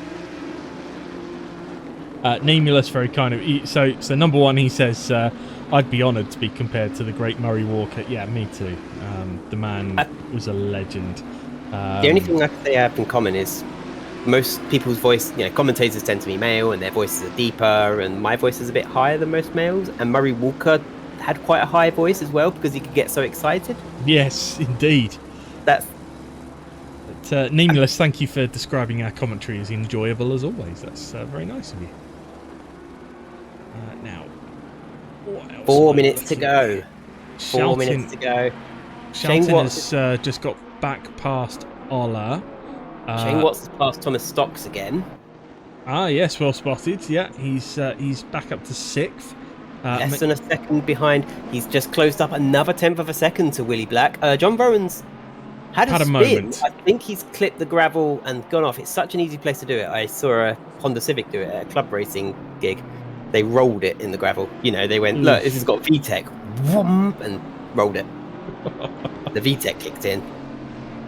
So Black and Watts is the new battle. Watts closing on Willie Black, having is got he going to get the Tom old switcheroo Stocks. here? No, Willie Black holds the inside line quite nicely there. Tom Stocks sniffing around in the background as well. He's just... Come on, Shane, it's going to have to be a late break manoeuvre. You've got 3 minutes, maybe 3 laps left. You're going to have to get this done, Sunshine. Sunshine. You have been held... He has been, he's been the faster driver. He's been the faster driver, but I think he needs to be braver with his overtakes. Oh, what? And he's sliding sideways. a bit there. And now he's side by side again with Thomas Stocks. He's managed to just recover, but yeah, Thomas Stocks is taking these opportunities when they arise, where Shane Watts doesn't seem to be taking the same opportunities and seems to be making unforced errors. So now he's got all that work to do again, and he's only got 2 minutes 20 seconds to do it, as blue flags are out for this is part of the leading pack. We'll switch to McNeil and Jackson in the 2 Ferraris. These two have been at it most of the race, I think. This is the battle for 16th. It's one of our closest battles on track. Don't worry, I'm keeping an eye on the gaps elsewhere to see if we need to suddenly switch elsewhere. Especially that Watson Stocks battle. In fact, let's go back there because it's down to 3/10 now, and they have got that Medina car to lap next, although we know how kind Danny was to the leaders, and he does exactly the same to these guys. Well done, Danny. I think we need a prize for best back marker because it's an overlooked... This will sound silly, but it's a talent, it's a skill to be able to drive and have that wherewithal, that spatial awareness, to look in your mirrors, to forward think, right, where can I slow down that won't inconvenience my lap time too much, but will not impede the leaders. Sorry, Cammy, that black car in front is not a back marker, that's Casey Jackman. Yeah, so Jackman has just dropped back. No, I'm just saying it. Yeah. I assumed it was a back marker, but Casey Jackman has obviously had a moment. Willie Black has got ahead of him, and now Watts is having a look as well. So Jackman in all kinds of trouble as we head onto the final lap. Sorry, Shane Watts was taking far too much grass there. He was looking on the outside and then decided to cut some of the corner. And he needs to he needs to eliminate these small mistakes. Come on, Sunshine. Come on, Sunshine. You can't keep looking around the outside. Whilst it looks entertaining and a little bit threatening, it's never usually going to come off. He's onto the marbles. There's less Stocks up the inside of him. Yeah, Thomas Stocks doesn't need a second invitation. He's like, yeah, you want to get on the marbles? Sunshine? I'll take that place off you if you don't want it. What is this Sunshine thing?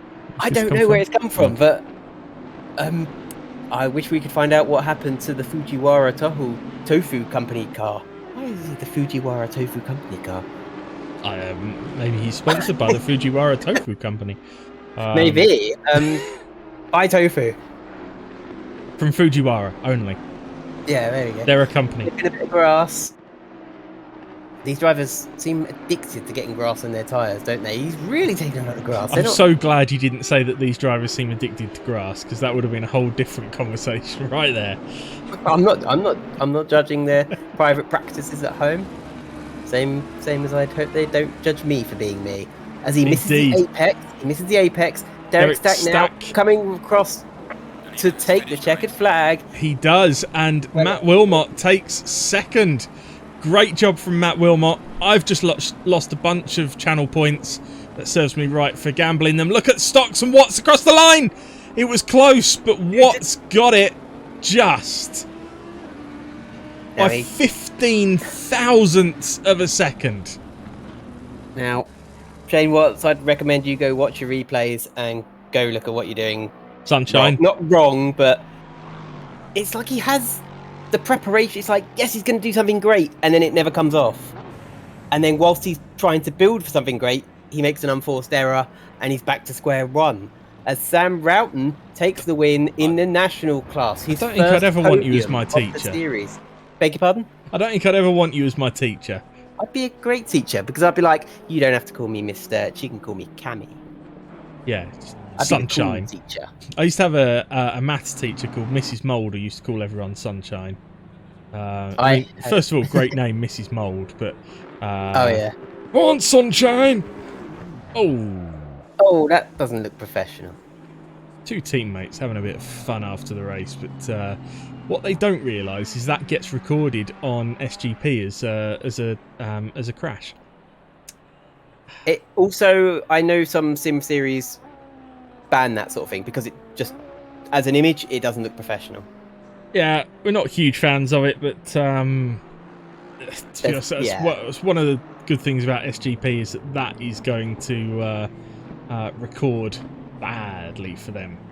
I did that in iRacing, and for half an hour I didn't know if the win was recorded because I thought it might have disqualified me for too many incident points, and I had to wait half an hour before I realised.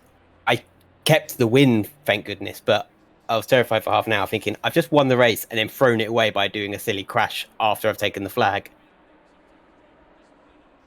Oh, what a race then. Patty Jelinek finished on the podium after, he'll be happy with that after starting 7th, didn't he? Back of the third row. No, 6th. He started 6th, so he'll be happy with 3rd. He made up 3 places. He didn't make any mistakes. He just relied on drivers ahead of him, making plenty of them. He will indeed. Now, we're going to take a very short break here because we need to go swap servers and all that kind of good thing. So we'll see a couple of messages from our sponsors and then we'll be back. Catch you the other side.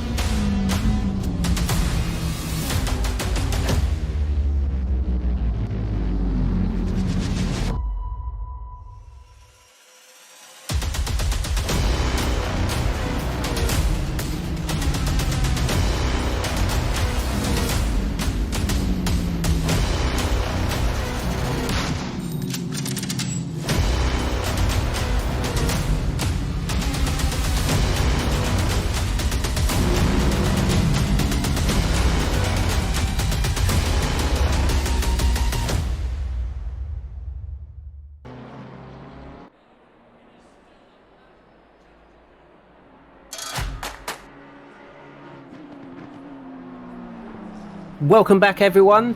We are still in Kent, in the southeast of Britain, at Brands Hatch, the UK's, I'd say the UK's second racetrack, only second after Silverstone.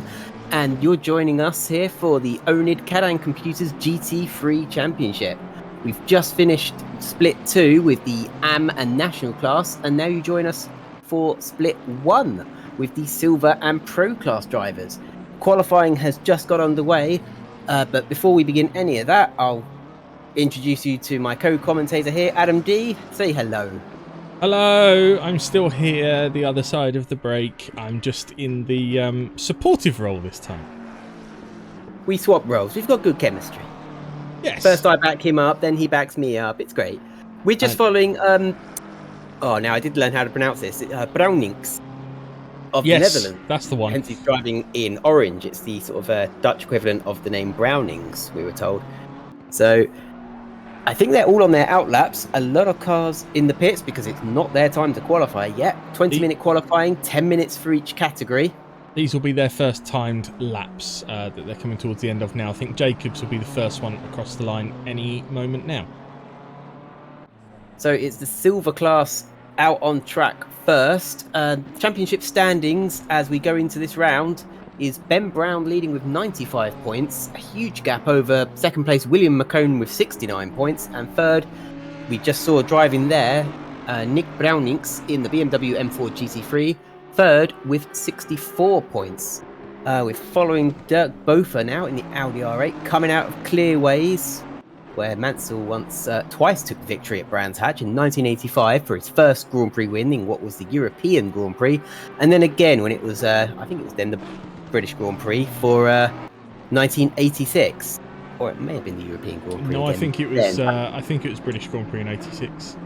I wasn't sure, but Dirk Bofer goes 9th, 2 seconds off the lead of Jacobs. I was saying earlier, for everyone, just a sort of a benchmark, James Baldwin, the sim racer who became a McLaren driver for the British GT series, he was doing in the race mid 1:23s. His replay didn't really show me the time, so I had to sort of look at the dashboard clock each time he went over the line before it reset. But he was doing sort of mid 1:23, so it shows you how good these drivers are, that they're getting that close to someone with the capability. James Baldwin, he is a fast driver. 5 minutes left in the session. We're already halfway through the session. They're very short sessions, aren't they, Adam? So don't have a lot of time to get out and put laps in. No, well, it's. I love the fact that we like to put people under pressure in a qualifying session. It's the way it should be. Put people under pressure to do a great lap. In fact, I ran an AC series a while ago where oh, by the way, as Lancaster takes pole by 0.02 of a second, we actually did one-shot qualifying. So everyone only got one lap.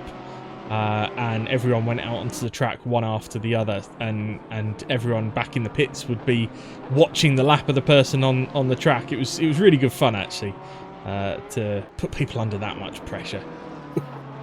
Jack Lancaster, actually, he's really punching above his weight because he's joint 8th in the championship, along with Alex Parkin, who we had in the studio earlier for Split 2. Now, has Jack done all of the races? Because Jack is a quick peddler. We've had him right up at the top of timing sheets before. Yep, he's entered. It says here he's entered 3 races and he has 28 points compared to Ben Brown's 95.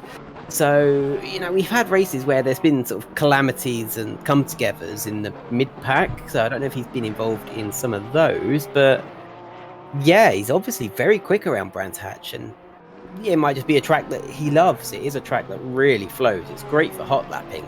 Not so good if you're in the midfield in a race. Then it can be a bit of a carnage fest, but he's coming round. Is he going to improve on 1:24.9? He does not, so he pulls over, and whether he calls that a day or whether he'll go back, make some changes and get one last lap in, yeah, Jacobs is 0.02 of a second off. William McCone is 0.03 of a second off. And then Ben Brown, a championship leader, he's at the moment in 4th. Now, Cammy, I'm going to move back into my proper Split 1 role of pit lane reporter because your proper co-commentator has arrived. my proper co-commentator. What happened? What has happened to Dan Hyde tonight? Oh, what? Am I not good enough? No, it's not that. It's just that we had Dan Hyde written. I've just assumed he'd appear during Split 2, but he hasn't. Cammy doesn't remember the conversation that we had like an hour ago. No, obviously not. I'm too busy commentating to listen to what everyone else is doing. Hello, stream. Johnny here. Hello. Hi, Johnny. How did that race go for you? Let's not talk about it. Okay. I think you were in the lead at one point. I definitely wasn't. Oh, you were, but you hadn't stopped. Pitted, yeah. Oh no, yeah, I did. I stayed out just so I could say I've been in the lead in a race in oNiD for the first time ever, and then I went in the pit. And then deny it. Will McCone goes fastest, 24.817. So the track, though, very interesting to see. If you've noticed, the track is described as green at the moment. For the non-sim racers out there, Adam or Johnny, even sort of, what's the difference between optimum and green? So your green track is, you'll find that when there's no rubber laid down, so it could be that it's the first day of a race weekend and there's been no cars on track, so they classify that as a green track. Or it would possibly be because it might have rained, and if it's rained heavily overnight or earlier on in the day, it washes the rubber away, so it can be classed as a green track. So that lap from Will actually to be in the 24s on a green track is a very, very good time. I was in practice with him earlier on this morning, and on an optimum track he was in the 23s, so you can see how much of a difference it makes. Your pit lane reporter's just going to jump into chat and pick up on a couple of comments there. Sammy says parking going to smash this race. Yanis Shouting is with us. If following on from his last race, if I do bad in quali, I have a good race, and if I do good in quali, I have a complete cluster of a race. Ryan Davies, gutted Holman can't make it tonight, was hoping to see a full Sendy boy. And it would have been nice to see him make up for what happened in the rookies the other night. Tim, good evening. He says, good evening, how's it going? It's all good, thanks, Tim.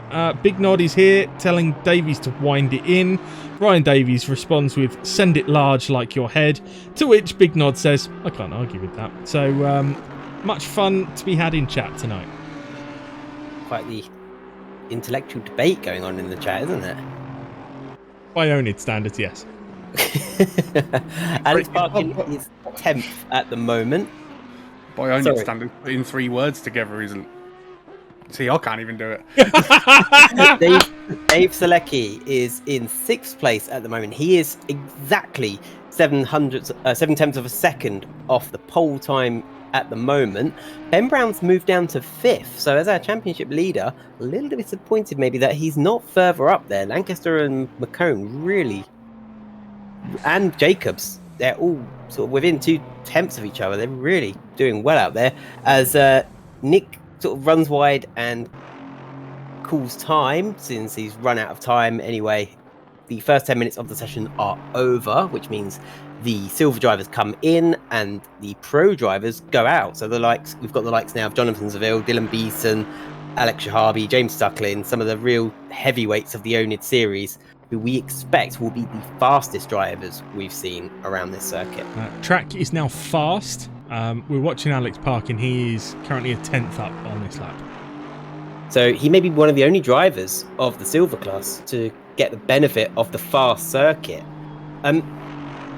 The track evolution, is it gradual, or is it, if it's green, you're like, oh, I'm sliding, and then the moment it goes to fast, it's just like, oh, my car's suddenly found grip? It finds a little bit of grip, but you won't notice a massive difference until the track hits optimum. Fast track is still a little bit slippy. So obviously it's better than a green track, but as soon as that track hits optimum, you'll see the faster times come in. That's one thing you will definitely see. I don't know whether we will see optimum before the end of the session. It might be a case of last person over the line might have the best opportunity to put a time in. Obviously in Split 2 it rained and dried up, which made it a massive difference, and it was a fact of whoever was last over the line near enough got pole, and it was Willie and Matt that did really well. So I think it will be that case as well. It's as the track evolution goes on. Hanunes, thanks for the follow, and Johnny, you'll be pleased to see that my hymn for the weekend has worked because here's Chris Martin. Ben Brown moved himself from 5th to 4th before the session was over, so we didn't catch that, but... No, notice Cammy just ignores us now, Johnny. It's because he was going like the speed of sound. I can't hear... I'm just talking about the racing. That's what we're here to do. Yes, boss. Yes, very professional. Come on. You're in a kebab shop. I'm really. Yes, boss. You obviously know me and Adam because we spend most of our time in kebab shops. But if you're in a kebab I would shop, do they if I always could say, walk. Yes, boss. Right, we need 6 more followers during this stream. We've done all right. Hang on, who's written that? That's Tim. Adam and Johnny just make noise. I guess it could be classed as words. I mean, fair. I'm going to take that as a compliment for me. Yes. We need 6 more followers during this stream. So if you haven't followed, hit that follow button right now. If you know somebody who has a Twitch account who hasn't followed, get them to go press that follow button right now. We are 6 away from the big 500. So let's get it done during this stream. There's one. Thank you, Zed Olivier. Pro drivers are putting in their times now. We've got Ian Hall in 5th. James Suckling has gone 2nd. The track's not evolved beyond fast at the moment. James Suckling was... I don't know if that was lag or he was just wiggling the car around.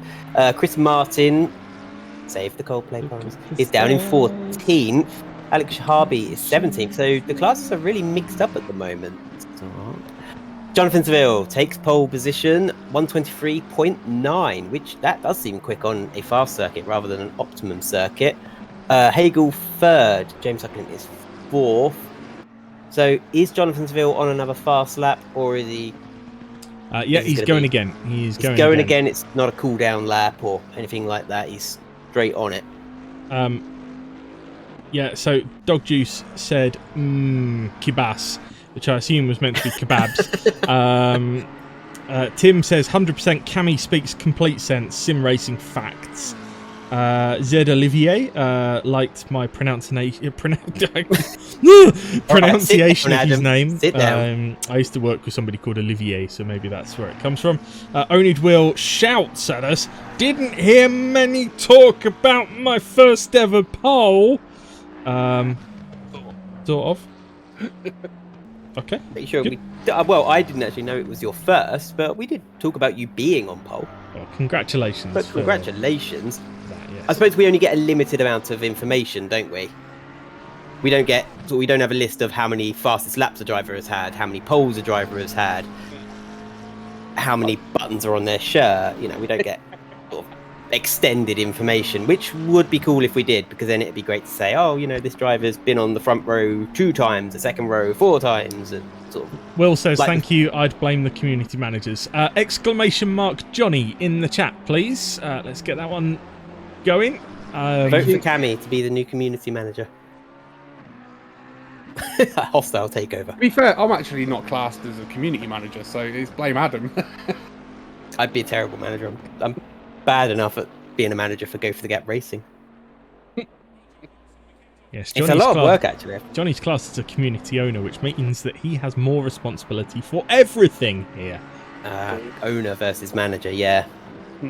Martin Thorpe has gone up into 5th. Miles Dixon just behind him in 6th. So William McCone is still in 4th. Whoa, Jonathan Seville, was that off the track? Was that? Sorry, I was too busy typing exclamation mark Johnny in the chat.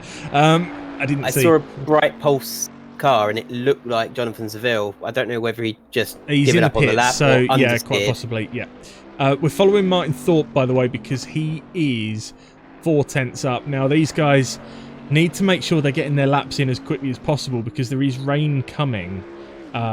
So you know, it says 10 minutes, but that could still start before the end of the session. So they need to make sure they're getting their laps in. Javi Marquez gone 2nd. That's a good lap from Javi. That's a really good lap in that McLaren. As Martin Thorpe goes 6th. That's a great effort from him. Where's me favourite Jag driving lunatic? I was just looking for Sharpie myself. There he is. He is. Whee! He always looks sad, that car, isn't it? Sammy says parking bottled split pole. Typical. So did you. But you came through for the win. Well done, Sammy. A good result tonight. But yes, Johnny, it looks tremendously sad and unhappy, this car. Yeah, I can imagine that what like Alex looked like if he's driving it as well. Well, you think he's like pulling the same face that the front of the car's making. Trying to get it round Brands, like, oh. Do I have to? Yeah, it's definitely not a Jag track, but fair play to him. He's done every race so far, so he does like a different car, does Alex? That car, it must be the driving equivalent of trying to take a dog for a walk that doesn't want to go for a walk. Yeah. And you're just pulling on its collar and it's going. Martin Thorpe is 2 tenths up on this lap, and he dropped 2 tenths in clearways on the last lap. So if he has a clear run here, he could put himself much higher up the order. He has a slightly better run, so he's 3 tenths up now, and a bit more as he crosses the line. Goes third. Good idea for him now to follow Jonathan Seville, the fastest driver out there. So if he can get a little bit of a slipstream and sort of just follow his line, he might be able to improve.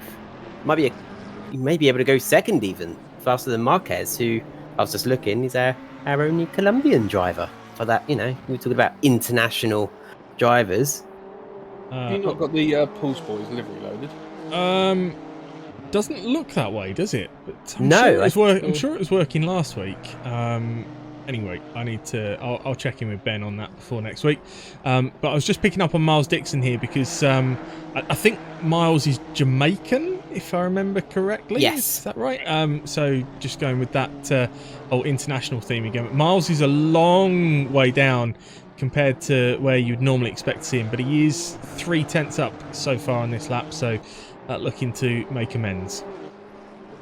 Those boys are running in tandem as well. Whether he might be the nominated front runner for the race, and the Rabbit. Yeah, he's got Is it Hagel behind him? So I wonder Rabbit to be chased. Although Miles does go quicker and goes 6. So it's good teamwork from them, to be fair. It was Hagel, and he goes second. Yeah. See, he might be. You see it sometimes in Formula 1, don't you? I think was it Red Bull that used to do it? They used to send Webber out first and let Vettel just chase him around. I think because you expect it in Formula 1 where they've got this really highly paid, highly trained team of people to put the numbers together and when to send cars out onto the track and the money at stake, they're going to work together. Whereas sim racing can be a bit more of a selfish endeavour, so it's quite nice to see 2 drivers sort of working for the greater good, as it were, and sort of working together in tandem as a team. Yeah, it's good, and you wouldn't see any of the oNiD boys doing that. We're far too selfish. No. I'm encouraging my Go for the Gap drivers to do that. I don't care which one of them's fastest. They work as a team. Or I kick them out. It's good to see Ian back. I think he just told me about 18,000 times that he was going on holiday. Where did he go? Tenerife. We all know. Was it Lanzarote? I thought it was Lanzarote. One of those islands has black beaches. It was somewhere. Yeah, it was somewhere that was warmer than here. Well, that doesn't narrow it down. Well, actually, today, not so much. And actually, apparently, yesterday we were warmer than lots of places in the Mediterranean. But surely not warmer than the Canaries, because that's always hot down there. So it looks like then Seville is going to have pole unless so everyone's in the pits or has either finished. So Seville will get pole then, unless Jerome Jongen can put in a natural mammoth lap. He's 6 tenths up at the moment, but I don't think he's quite going to pull 2 seconds out of the bag. No, so we might see him jump a couple of places, and he will be the last to cross the line, I think. He's quite far back though. He's well off the pace compared to his say not compatriots, but sort of fellow pro drivers. Oh, he does jump up the field a little bit. He is in 16th now, so he hasn't got those silver drivers to clear. But then Lopez is so far back. Yeah, and where did Mr. Javi Marquez finish in the end? Because he had some good laps. I'm going to put you the full timetable on the screen there. I think Marquez has gone. Yeah, he has. A rundown. we better do a rundown of the time of the just drivers. before you do that, sorry, really important. Track is damp. There is no rain falling, but there is rain due in 10 minutes and heavier rain in 30 minutes. This is going to be spicy. Ooh, so Jonathan Seville is on pole again. He leads us off, car number 97, followed by Thorpe, Hagel and Dixon. Ian Hall's in 5th, with James Suckling in 6th place. Chris Martin and William McCone on the 4th row. Lancaster and Jacobs make up the 5th row. Ben Brown, championship leader, remember, is in for the silver class, is in 11th, 4th in class. 12th is Alex Shahabi, 13th Leighton Austin, 14th Lasse Vimmen, 15th is Jongen, 16th is Dave Selecki, 17th Van Oosenen, 18th Dirk Bofer, 19th Schipper, 20th is Alex Parkin, who was in the commentary booth earlier, 21st Nick Brownings, 22nd Allen, 23rd Marquez. That's your full 23. Can't see the rest. Is that it? Oh, that is it. That is our full grid. Yeah. I think Marquez had a disconnect as well, because I think Marquez was second up in. Yeah, he was much further up, so he lost his time for a disconnect. Yeah, so he has to start from the back, so he'll be really disappointed with that. Dave says, "Oh no, rain." It's I might have to change it to "Oh no, it's raining." Yeah, oh no, O'Near Racing. O'Near Racing, yeah.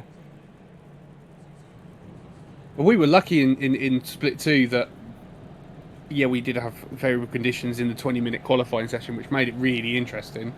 But actually, the race was pretty static all the way through. We didn't have any variable weather. But it will make this very interesting. Obviously, you've got 3 of the top 4 are actually Pulse boys. One of the Regal Racing crew on the front row as well, with Johnny Seville. Just to pick up on the weather again, so there is a little bit more spray out there than I was expecting. Actually, it's not raining at the moment, but I think we're going to start to get some rain within 5 minutes or so. Heavier rain within 10 minutes. 30 minutes is heavy rain plus, so we might be on for a good old Johnny Ashley flooding here. So it's going to come down to which drivers just can sail a ship. It would be very interesting as well, because the track's actually gone greasy, so it's not going to be. It's going to be in that period where you can actually go on to dries, and that you would burn up some wets, I assume. Yeah, but obviously they've got a 15-minute window that doesn't open until the 30-minute mark, so they have to make that call what they're going to do to get through to that pit window. I would think they will sit on wets and hope. Seville's on dries.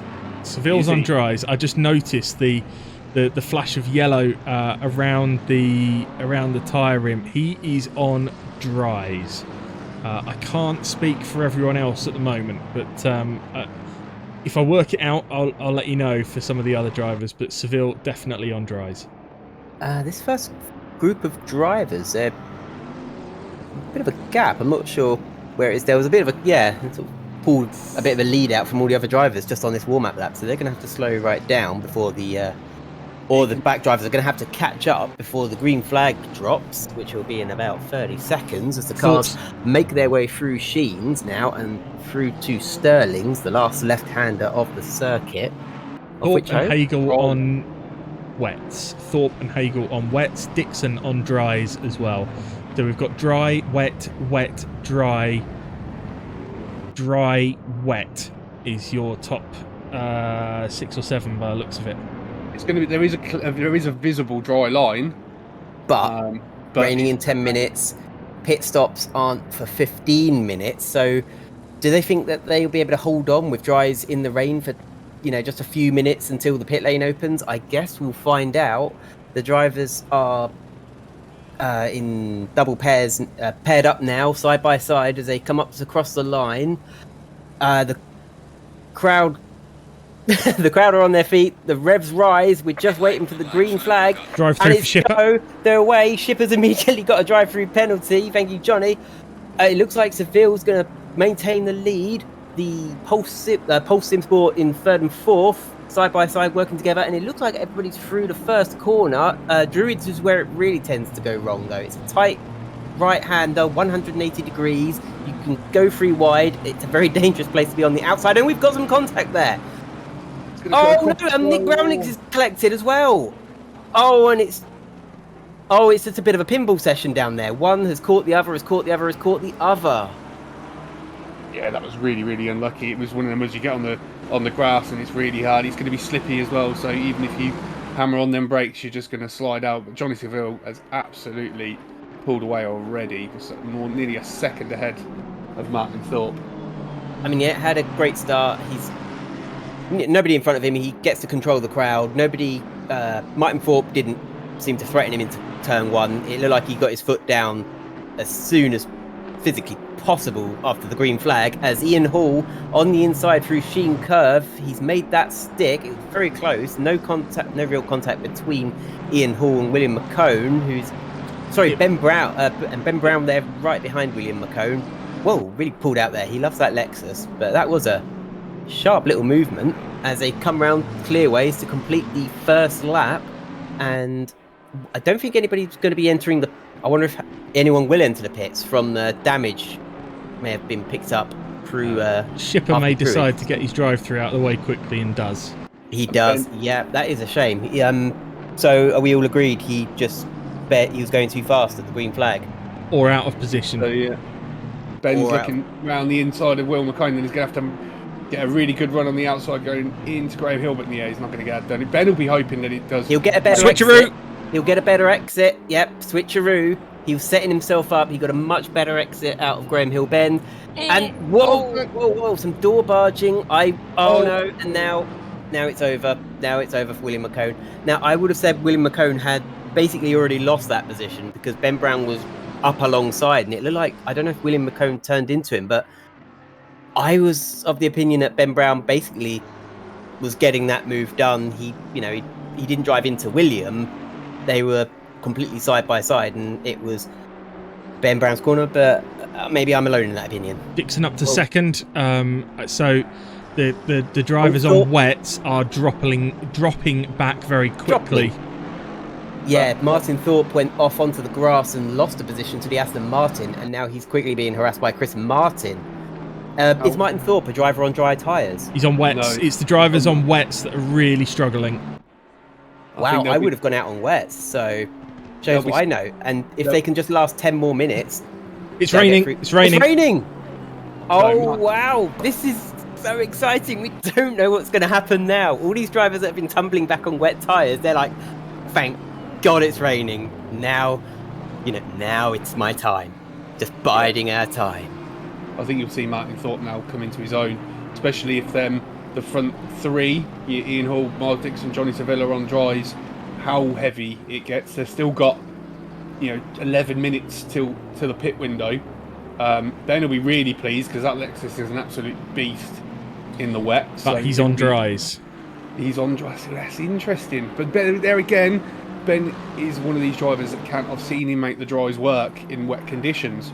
So maybe that Lexus is just good enough in wet conditions to manage them dries. But I think you'll see, although Martin has lost a position to Chris Martin. He has. They've got 5 minutes. That's about 3-4 laps to get. They'll get about 3 laps done. Can they hold on in the wet on dry tyres for 3 laps? Track is still greasy, as we see Hagel off in the background. Oh, what tyres did he have on? Wet. And he's taking care to rejoin the circuit. That's good on him, but he does want to defend the position now from the Aston Martin, quite rightly so. Chris Martin up into 4th now. He's past Martin Thorpe, who is really dropping back, and he's under attack now from Ben Brown, the leader of the silver class. So Ben Brown's on a bit of a stormer as the championship leader, looking to extend his lead of the championship. Jonathan Seville has pulled out a 4.5 second gap. Gappen sounds like something a Dutch person would say. Oh, we've got yellows out of T1. It's Botha and Zalecki. Yeah, out the bottom of Paddock Hill Bend. Dixon in trouble. Dixon off and with a lot of damage. So it's Dixon. One of the runners on dries has been caught out by the change of conditions. Track has just switched to damp. So are these dry runners now going to be Bambis on ice? I would think so. They're having to tiptoe round, but... And you have a look at the guys who are on wets. Martin Thorpe is up to 4th. He's like, you called me mad for using wets. Who's laughing now? But interestingly, Ben's up to 5th on dries. Oh, Ben, you've got 4 minutes to... Oh, Ben, you've got 4 minutes of this. I've got 9 minutes.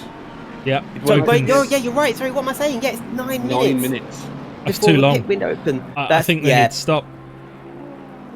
Well, let's see. It's damp. You can just about make the dries work on a damp track. But that's going to quickly change, surely. You have a look at the run that Martin Thorpe's got on them wets. He's very much got a bare exit out of clearways. Get around the outside of Paddock Hill. Will you look for the old switchback? Yes. Yeah, it looks like it's very neatly done. Oh, the Johnny shuffle. He's done the truffle shuffle. Twitching. Sorry, the Johnny shuffle. Yep. Synchronized twitching. But Martin Thorpe is through into 3rd place. He's on the podium now. Ben Brown's still keeping with them on dry tyres. How is he doing this? Lexus is good in the wet. Yeah, as we That's see. Ian Hall out wide. And Martin Thorpe, is he going to... Yeah, he's going to make that stick as well. Oh, and he's sliding as well. He's really understeering. I'm assuming he must be on dries. He is, yeah. Are we sure Ben Brown's on dries? Not driving like it's on dries. No, he's not. I don't know if he picked dries and then just got a knife and cut grooves into it. Because... Budget wet. Budget wet. He's making it. He's round the outside. They're definitely dries. Tyres. He's got yellow tyre walls. They're definitely dries. Wow. Round the outside of Hawthorne Bend in dry tyres in the wet, and he's got a car that is twitching like Senna's Lotus under him. He's just making that car dance in the rain. So gap at the front has come down from 7.2 to 6.8 on this lap. So Thorpe is catching the race leader. Johnny, what I was going to ask you was, if we got the calculators out, 9 minutes as it was, as we see a couple of cars take to the pits now, 9 minutes it was when we first mentioned it. 9 minutes around here is what, 5 laps maybe? Yeah. So 5 laps. If they lost 4 or 5 seconds a lap, possibly, as it gets wetter, and it's like 25 seconds, so it starts to get on a borderline between, is it quicker to pit or to stay out? The difference between dry and wet times was about 8 or 9 seconds in qualifying. Yeah, and the track's just gone fully wet as well. Oh, I think they have to pit. Ben, Heike van der Veen in the chat is saying the bloody legend. That's Ben, and he's up to 3rd. But how long will this last? He's got 6.5 minutes. The dry runners just need to tiptoe round. They know they're not the only ones on dries. They just need to keep it on the track and just slow down. And if that means letting a wet tyre runner go past, then so be it, because they can't afford to Van go off the Oosenen track, in trouble, get damaged. And Oosenen facing not the wrong way, but yeah, it wasn't the right way either, was it? Then it was the wrong back way on the track. He's avoided the barrier. Sander Jacobs, he's running very wide. He's off the track. Well, he was doing well up in 5th as well and 2nd in class, so that's unfortunate. He rejoins fairly safely, so that's well done from him. He just a bit too much speed in Sheen, and he was on the marbles Alex in the rain. Harvey, I'm assuming, is on wets because he's going ploughing through the field. He's up to the wet. 5th now. What a hero. What a hero. Yeah, him and Ben at the moment. It's like... Gap out front down to 4.1. Yeah, this is what's going to happen now. So you've got 5 minutes left. Seville's going to have to survive on dries for the next 5 minutes, because there is no point pitting now. No, the gap absolutely then, not. The gap then is going to be... It's going to be either Thorpe's going to have passed him or he's going to be right next to him. Then Seville pits because he's going to have to pit early. But Thorpe's already got them tyres up to temperature and he's going very quickly. So it could really... Thorpe could be in a really good position, because he'll have to go in and change tyres because it's part of the rules, but he puts another set of wets on, but he can go in right at the end of the pit window and make no end of time up. So when he actually does his pits, he'll be in a really good position to come out in the lead. just on board with Jonathan Seville, and it's interesting to watch just teetering around carefully. Just keep an eye out, because you sort of do notice if he carries a bit too much speed into the corners, the understeer he gets. I noticed it at Surtees. He's got 4.5 minutes of this to put up with. Let's stay on 2.5. Let's stay on board until he crosses the line, because 124's just gone by. That would have been a dry lap.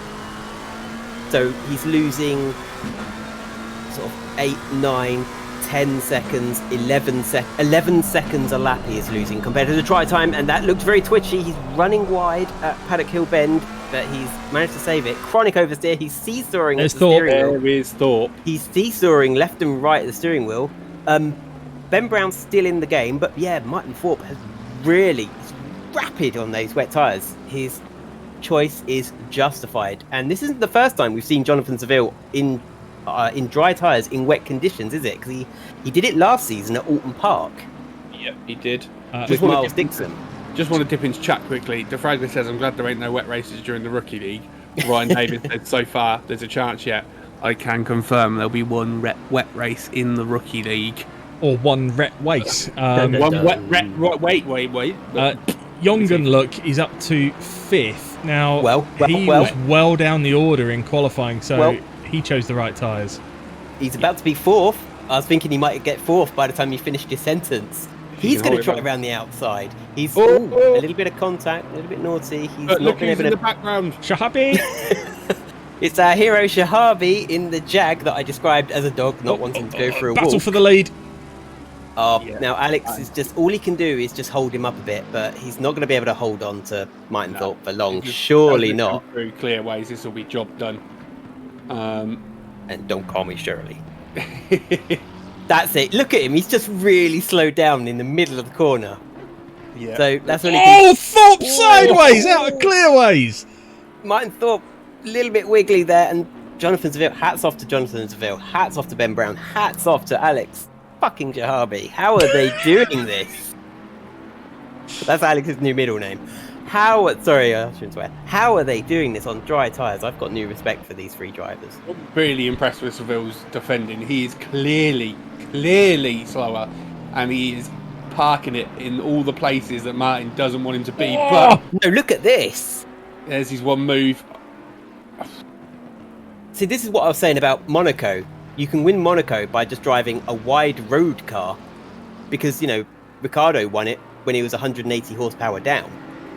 And this is the sort of defensive driving that Seville is a master of. It's that Senna school of just putting your car in a really awkward place, but keeping it legal with only one move. He's understeered a little bit. Jonathan Martin Thorpe. He doesn't need a second invitation. He's through Hawthorne Bend. Jonathan Seville, you're not going to try and come back at him, are you? Jongen is up to 3rd now, so Ben has dropped to 5th, but I don't think Ben's too bothered. He's quite chilled out. Although the next car behind him is now Jacobs, who is for position in silver. So Jacobs must have started on the wets. He's got one more lap of this to put up with. Ben, careful. You've just got one more lap to do. And the pit window will open, I promise. Alex Parkin up to 3rd in class as well. Oh, but he started on wets. He ain't daft. He's from the north as well. He likes the wet. Yeah. And a whippet. And cobbles and coal. For our viewers in the north of England, we apologise for these commentators' comments, and they do not represent the views of oNiD Racing. Johnny and I are far more further north than you are, Cammy. So yeah, I know. I just feel bad. To be fair, anything north of Watford, Gap's north for me. Yeah, that's it. Jesus. Anyway.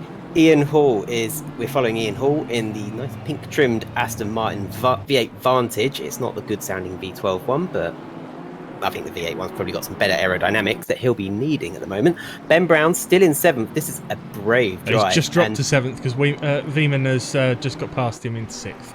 Probably wasn't a difficult overtake, but in 9 seconds the pit window will open and Ben will be up there like a rat up a drain pipe.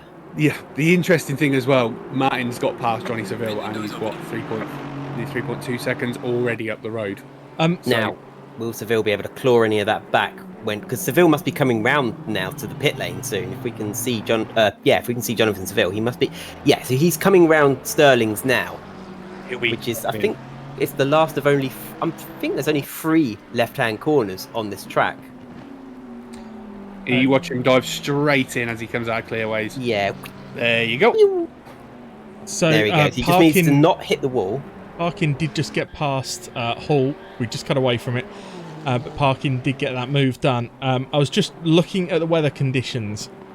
So in 10 minutes' time, it's heavy rain plus, and then in 30 minutes rain, it goes. In 30 minutes' time, it goes from being dots of rain to just straight lines. So I assume that's as heavy as it gets in 30 minute times. Is that as bad as it gets in ACC? We're gonna find out later on. Ben Brownie's in as well. Like there isn't a hail or a snow option. So who do we think? So obviously, these guys are on dries, have gone straight in the pits.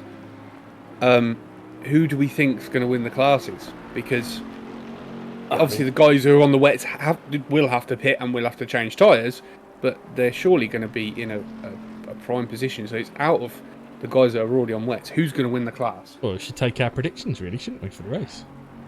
Ben Brown, Martin Thorpe. I'm going. Oh, I'm going Martin Thorpe, and I'm going to say Alex Parkin. I'm going Ben Brown and Johnny Seville. I think once he's on the same tyres, I think he'll be there. I almost chucked in Alex Shahabi. I was so tempted to. Thorpe's in early. Yeah, that's clever because he's covering him off. Yeah, he doesn't want the undercut because he'll have newer wet tyres on. So if he can at least come in at the same time, they'll have similar age tyres for the rest of the race. So it will minimise any undercut effects essentially there. Smart move there. Yeah, because he pulled out. What was it? An 8-second lead he pulled out by the time he pitted. Yeah, it's very clever. And yeah, he will be. I think the real battle now will be if Seville can close that gap. Oh, he's got a beautifully clean track. He almost dropped it coming into Dingledale, but yeah, he's got a lovely clear track to put in the time. He does. He does seem a master of the wet as well, doesn't he? So where is Thorpe? That's the question. Is he moving yet? Is that what we're calling him now? He's always been Thorpe. Thorpe. He's moving. He is moving. Old Thorpe Park. And he's got a short run to the pit exit as well. This is going to be close. It is. He's still got the pit limiter that he's released. Wow, Jonathan Seville, that undercut was quite strong indeed. He's right behind him. And his tyres are going to be sort of up to pressure and temperature. He's going to go... No, he's not going to ram the outside, is he? No, he thinks better. He tries to get the switcheroo, but Martin Thorpe covers him off. Window wipers going as fast as they can. I think Jonathan Seville may have this move done quite quickly. Martin Thorpe needs to get his arse in gear. Here's the move. And get going.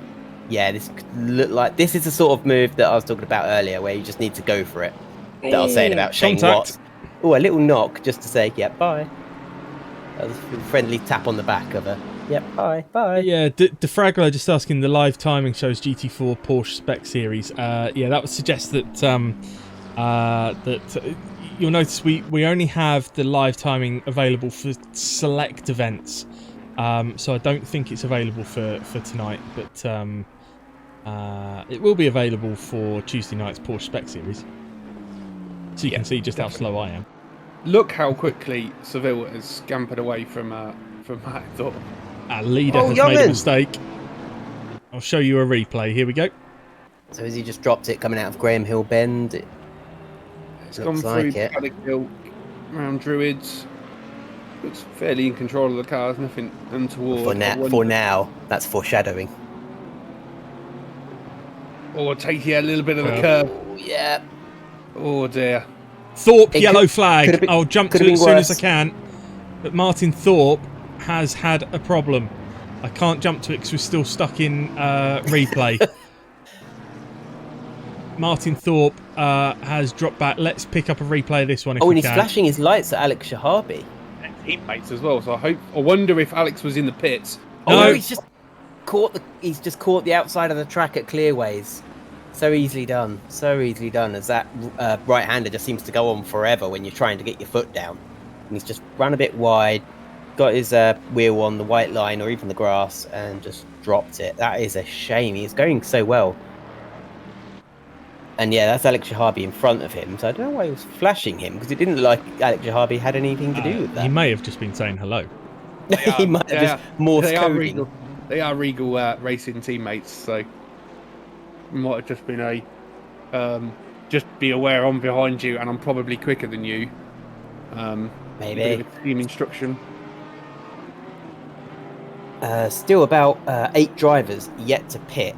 Dave Selecki, William McCone, Chris Martin, Jacobs, I can't remember Jacobs' first name, I'm sorry.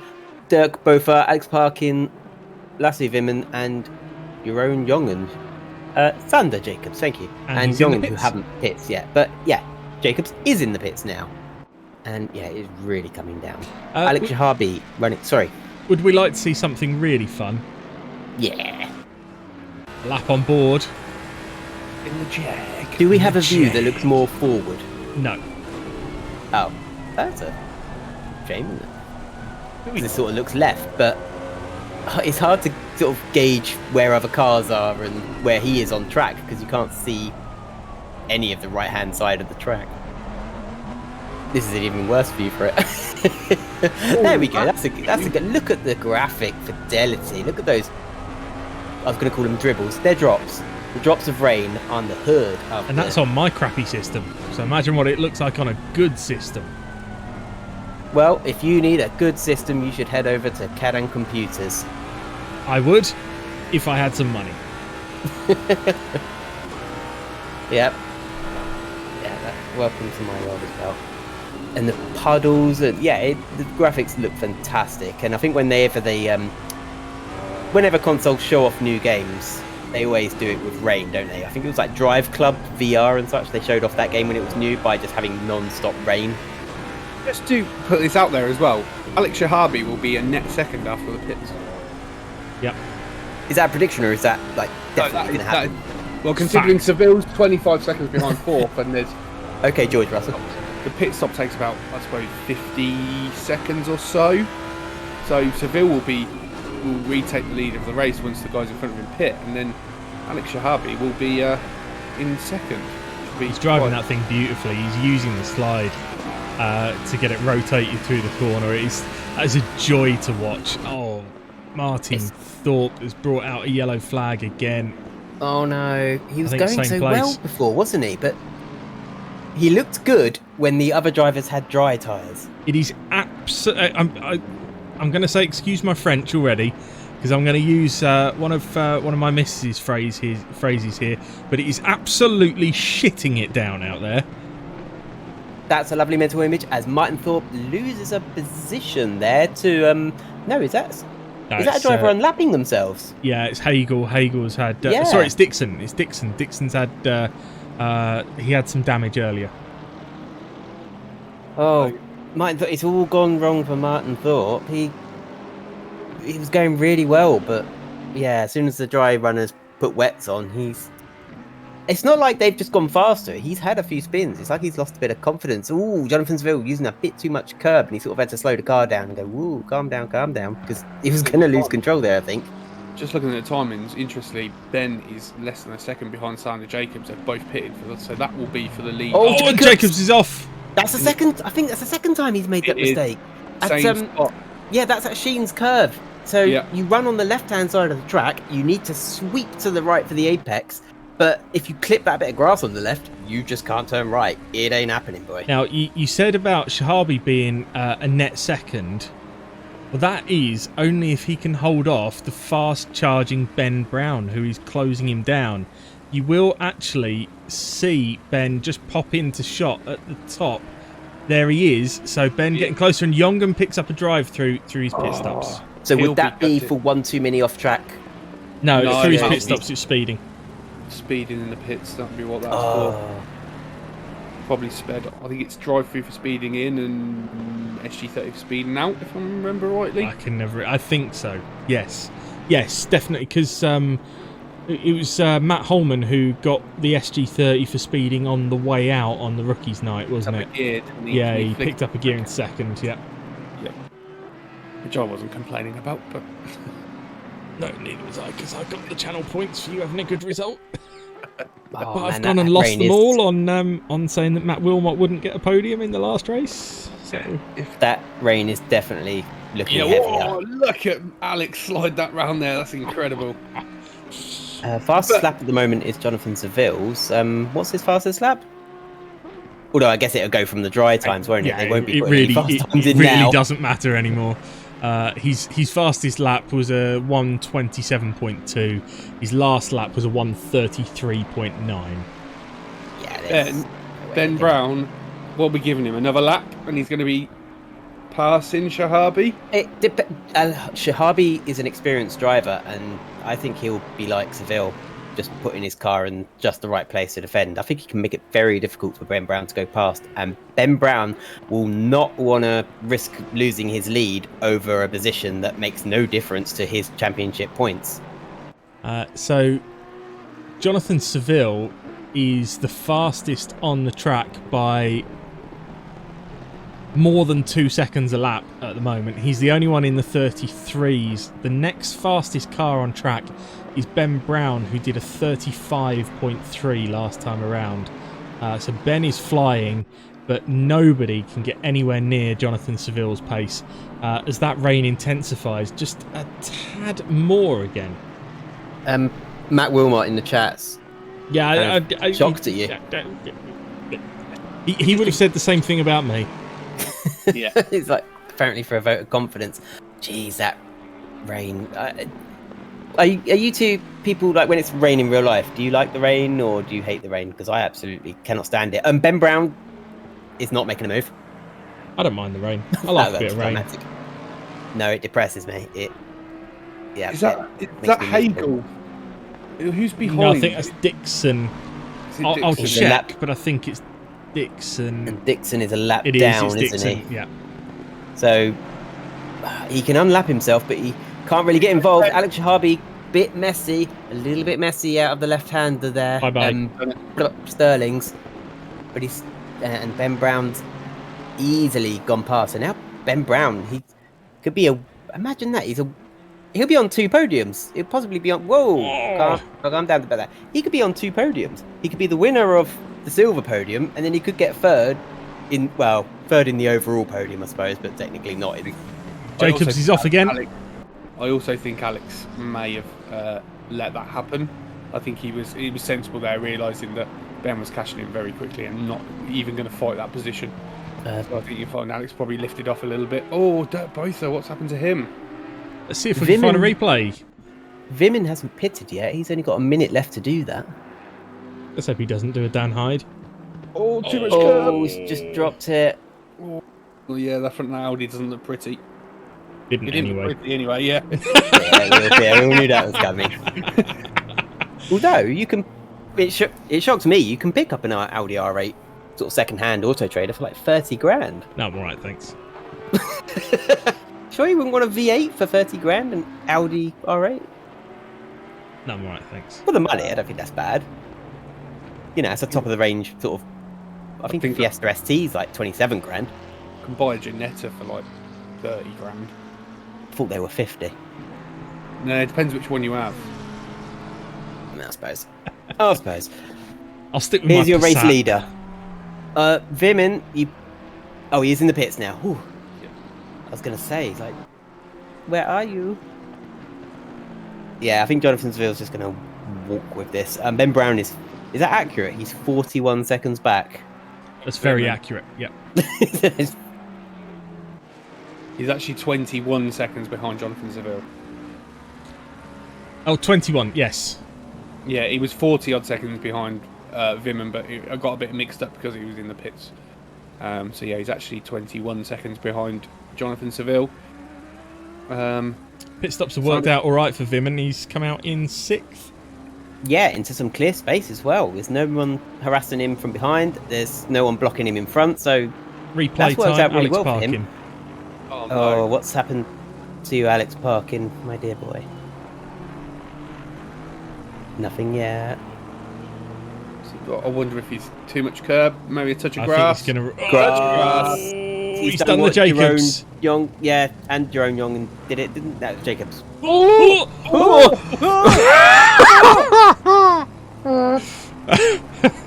I just made that noise because you two made the noise. It seemed fun to join in. Leighton Austin with a full-on brown trouser moment there. A Ben Brown trouser moment. No. Oh. Talking of Ben Brown trousers. Did you say Talking of Ben Brown trousers, he is second overall. Yeah, he's keeping his trousers nice and dry in that car, I suspect. I don't know what that means. I'm talking about Ben's trousers. And whether they're dry or wet or brown or not. He has no pissy trousers for Ben Brown. I mean, you've been around us too much. Yeah. Martin Thorpe is closing up on Alex Shahabi, so this one could be an interesting one to watch. Oh, Martin Thorpe! What are you doing? I'm not trying to be funny. Let's go on board. Look how heavy it is raining now. This is the heaviest it has been. Oh, no, it doesn't. But look at it here. Yeah. Look at that spray. Yeah, if they've got their graphics set, is that a good idea that you could turn your graphics? Whoa! That's Dave Zalecki. If you turn your graphic settings down to have less particles and spray, technically you'd be able to see better in the rain. It still wouldn't feel good though, would it? No, it wouldn't feel good, but it'd help you see. Oh, onto the wet curbs. He's using more curbs. And a touch of gravel. He's like, these curbs look shiny. Oh, he just... Oh. Has he got to tweak his brake bias a bit, do you think? All of it. I think there was a bit of a dirty tyres, hit the brake pedal. Yeah, he was just off on the gravel. It just kicked the back end out. Would have been brilliant if he drifted round it. Oh, Lancaster! He's round. Right round. He spun it right round like a record baby. Right round. These cars are now starting to aquaplane in a straight line. Oh, interesting. Dave Zalecki is round again. He did so well in qualifying. He was going so well. Oh, so are we at the plus? No, we're not quite at the rain plus yet, are we? Oh, this is heavy rain, but in 10 minutes' time we get heavy rain plus. Wow! Look at that rain. That is I've never seen it raining this hard in ACC before. No. Johnny, what have you done? Ben Brown's lost a couple seconds to Jonathan Seville. Freezy 0974. Thank you for the follow. I think we've got 4 more to hit the 500. How did you pronounce that? Freezy. Okay. So if you have not followed us before, then please hit that follow button right now. Will McCone is off, by the way. Oh, Will McCone, he's got it facing the right way, although seems to be bogging down in the grass. And a replay is not showing us enough of it, is it? Hello? I think that might and now we're locked into the replay. Ralph S with the subscription. Thank you for that, Ralph. I think this might be Will McCone saying enough is enough. Nope, he's still going. He's still going. He's still going. Good on him. Good on him. And Sam's exactly right. Mercy caller. It is a massive test for them. Yeah. They've got to manage their car now. It's not about pace. It's about managing your car to the end. Most, the guys at the front are in good positions. They're not going to be, Shahabi might then be catching up with Ben a little bit, but it'll be about, I'm in a good position. Let's maintain this. We see some of the Pulse boys not having a good time, and they've decided to abort. Phantom Sage, thanks for the follow. So we are getting close now. I think we only need 3 more. So if you haven't followed, hit that button now. Do it now. So Brownings went wide, and then Jonathan Seville just aquaplaned a bit, didn't he? Sort of turned right, but nothing happened, and understeered almost straight into Brownings. Yellow flag appeared for a split second. It's all yellow for Chris Martin. Hey! Dave Zalecki is off again. We've got another car following him as well. All going off. So this is Aquaplane Central now. Yeah, I mean, Jonathan Seville hasn't spun round and hasn't gone off. Whilst he had that scary moment, he kept it on the track. Dave Zalecki here in 17th. We've got Sander Jacobs in 4th. There's a little gaggle here, and they've all got to be so careful because even with their wet tyres, they are sort of tiptoeing around. That's Chris Martin in front of him, who's a lap down now, but he's chasing down Alex Shahabi, who is the next car in front in the sad-looking Jag. Sorry, jag. Say he's got a jag. But Chris Martin is out of position. Is that a song title as well? Hydronox says, will we see the rare track status flooded? I honestly, Is that an actual thing? I think we're not far off it. I think if this hadn't have been 35 minutes into the race and it had been running on this at the start, I think it would have been classed as flooded. I heard gravel. I think the car dispersing some of the water, so it won't be classed as flooded. And it lets you keep racing even though it says flooded. It doesn't say mandatory red flag race. No, it will keep it running. You will drive. That's the only way. It's down to the admins to call a red flag, and I'm not going to do it. No, not happening. Get your rudders out. For anyone the lads. Anyone in the Bentley, just put your mast up. Yeah. Just makes me think of that when James May had a boat car and he just had a sail. Yes. Kept smacking him in the head. Didn't he drive it into a bridge? Yes, that was right next to my university in Stoke-on-Trent where he hit that bridge. Oh, really? And actually the lake where they did the first amphibious cars was Rudyard Lake in Leek, which is about 20 minutes away from here. Oh, there you go. More of Adam's useless information. Shut up, Johnny!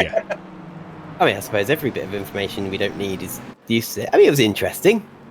Thank you, Cammy. I mean, that's very James nice May. I know James May's been in Ashford because he was doing a non-Top Gear thing about tanks, and like one of the world's first battle tanks is in Ashford. It's been ripped out of its engine and everything, but it's sort of on display in the town centre, so he went to see it. Fair play. Just a little mention I want to point out. Miles Dixon is now 5 laps down, but he's still going. Yeah, good on him. Alex Shahabi's going round! Oh, no! I saw that before the camera cut. That was Chris Martin flying off in the background as well. Martin Thorpe makes up a place. Yeah, Alex Shahabi was already sideways before the camera cut. And it's like, yeah, it's just sailing sideways. Does that mean there is a pro on first position and then 2 silvers in second and third? Correct. Yes. Brown and Jacobs. Wow, these, hats off to these silvers. They're punching above their weight. They're very mature. It's a very mature drive from them. They've kept it in control in these horrible conditions. Chat is calling for the deployment of the safety boat. Oh, Dave Zalecki up at 7 minutes to go. Is there any point? What, of Dave carrying on, or of a safety car, a safety boat? Yes, that was the bit I think that you hadn't quite cottoned onto, was the safety boat. It was the way you then very seriously said, 7 minutes left. Is there much of a point? It's like, Cammy, you missed the word boat from that. I knew that was there. I always think it's funnier to just not acknowledge it like it's normal and just keep going. So people watching go, wait, did they say boat? So it does mean that Martin Thorpe's back up to second in pro. Great. That's true. Yeah. Oh, that's a heavily damaged BMW, isn't it? Yeah, quickly moves out the way for Jonathan Seville, who does not want to be. I'm going to suggest is Shipper. Yes, it is. Michael Shipper. Again, good on you for carrying on, cracking on, getting on through it. Last lap, 1 minute 44. Same for Will McCone as well. He's down in 15th. He's had a really rough race. Dixon's off again. He carries on going. Will McCone is still going. He's had a really rough race, and despite his pole positioning class, and he's kept going as well. So, points at the end of the day. Yeah, it is points at the end of the day, and also it avoids license points being added as well for quitting out of a race early. Absolutely. Oh, see, Cammy's doing it now. I do it ironically. Oh yeah, right. Yeah, right. You just know it's the right way to do it now. All right, Alanis. Here's silver leader Ben Brown running second overall. He's had a stonking race, especially as he started on dries.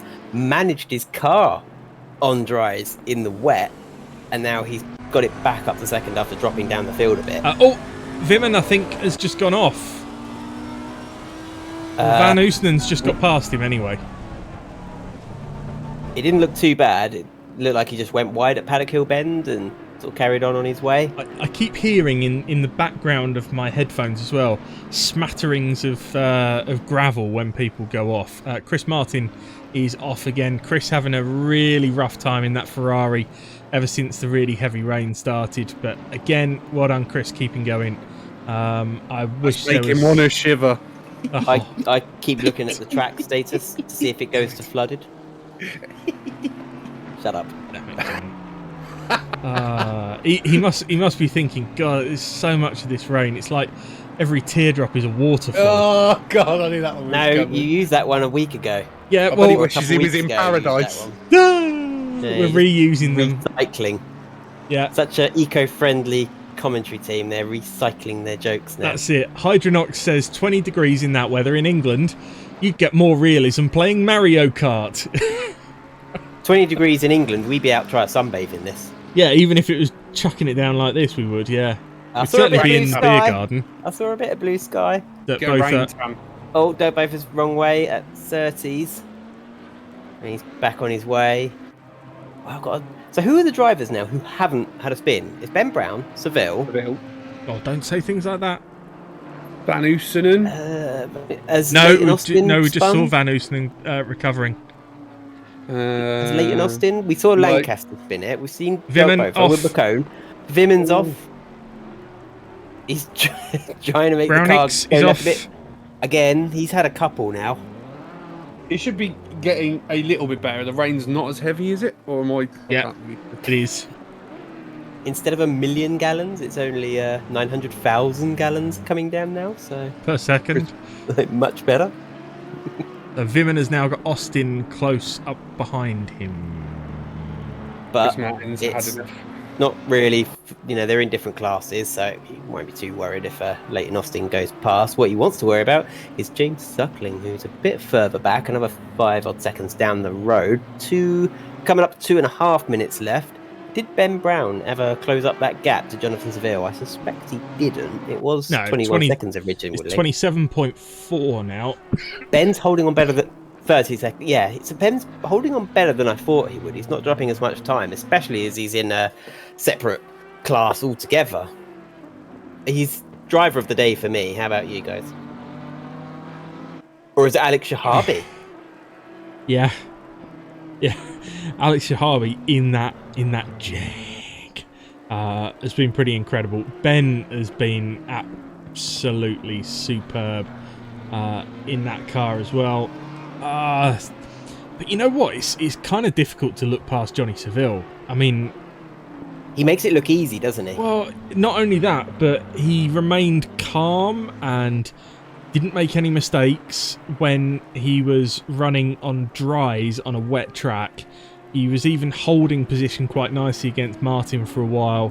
I just think it was a really, really strong performance from Seville. So I think for me it would be Johnny Seville. I think Seville would easily hold his own in like the top. Whoa, women's round again. I was gonna say Jonathan Seville would hold his own because like against James Baldwin and like those top ACC Pro Esport drivers, because like a former Team Fordzilla teammate of mine, Crossland, like he's raced against Baldwin and he was sort of running 17th or so, and there was 40 drivers. Like Jonathan Seville would easily be in at least 20th. He'd be in the top half of that. And that was teams like John Lacey Academy and Team Rocket Jensen and Zancho and Yaz Heat, you know, and all teams like that. I think I have to. I'd have to give it to Ben. I think for me. I think it's a bit of an underdog performance, isn't it? It was on the dries. He managed to make it look like he wasn't on dries, which I think is a really tough thing to do, and I think electric helps him do that. But we know Benny's very good in wet conditions as well. So, yeah, I think it's been brilliant from Ben. I think he deserves his first in class and second overall. I think it's been a fantastic drive from him. So, that's my driver of the day. Ian Hall's just got past Alex Harvey.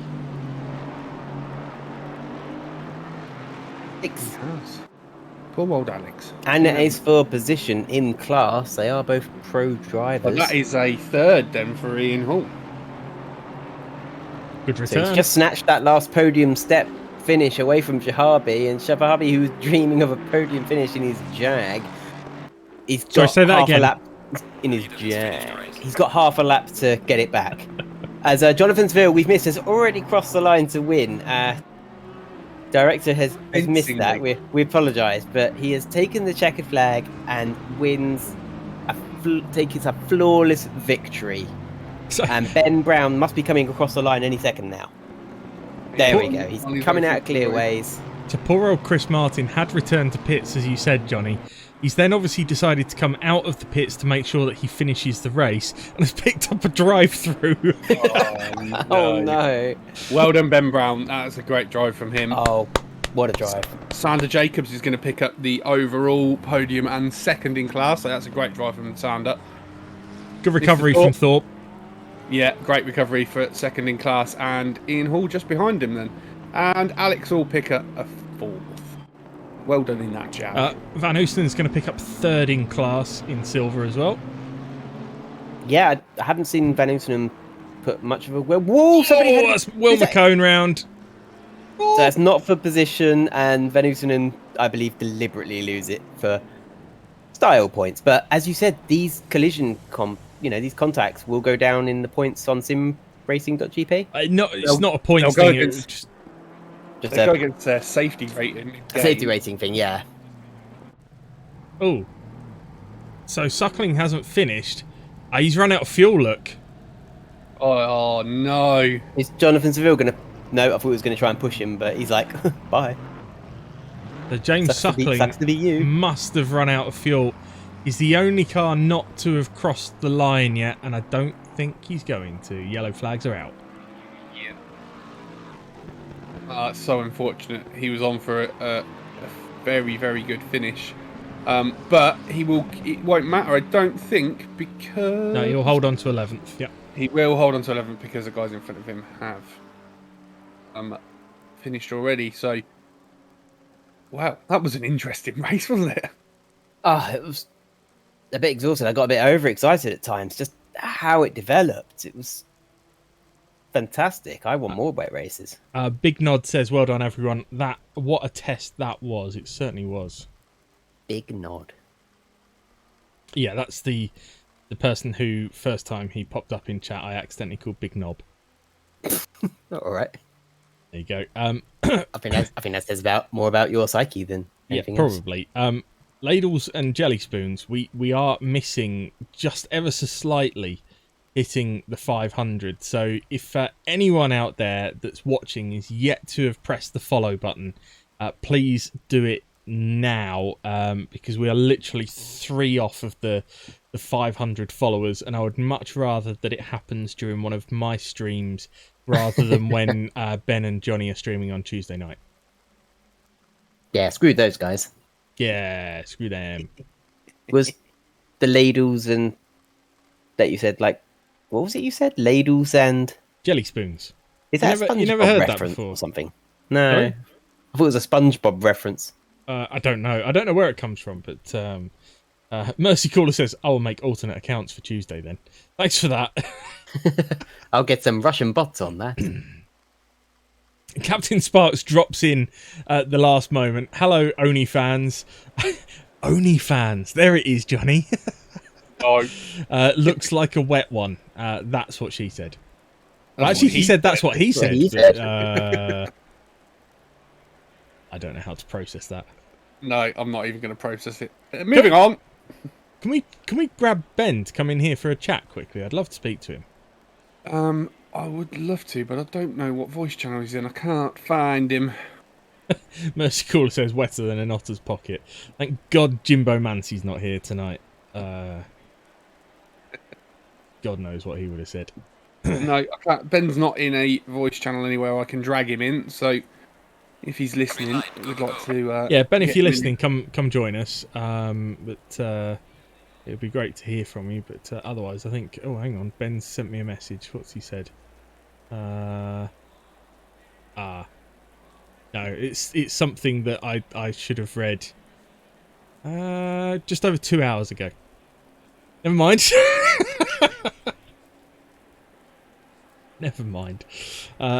Anyway, well, given that I don't think Ben's heard us, so I don't think he's going to come and join us. Cammy, what were your highlights from tonight? Oh God, so much was happening, and I was getting so excited. It was when drivers were going off. It was when Ben was in dry tyres in wet conditions. It was Miles Dixon suddenly was a lap down. So much was happening. It was quite hard to keep track of sometimes, because sometimes you had drivers you think they're going well, and then they suddenly drop it, and then there was a bit of a pile up at one point. I can't pick one. Sorry. So basically, your highlight is all of the racing. Yeah, all of it, especially as it went from damp to wet, and we were on the edge of our seats thinking, well, how are these dry runners going to handle this now? Ben is with us. We'll come to him in just a second, because Johnny, I want to hear what your highlight of the night was as well. Looking both splits or just to not? Both splits, yeah.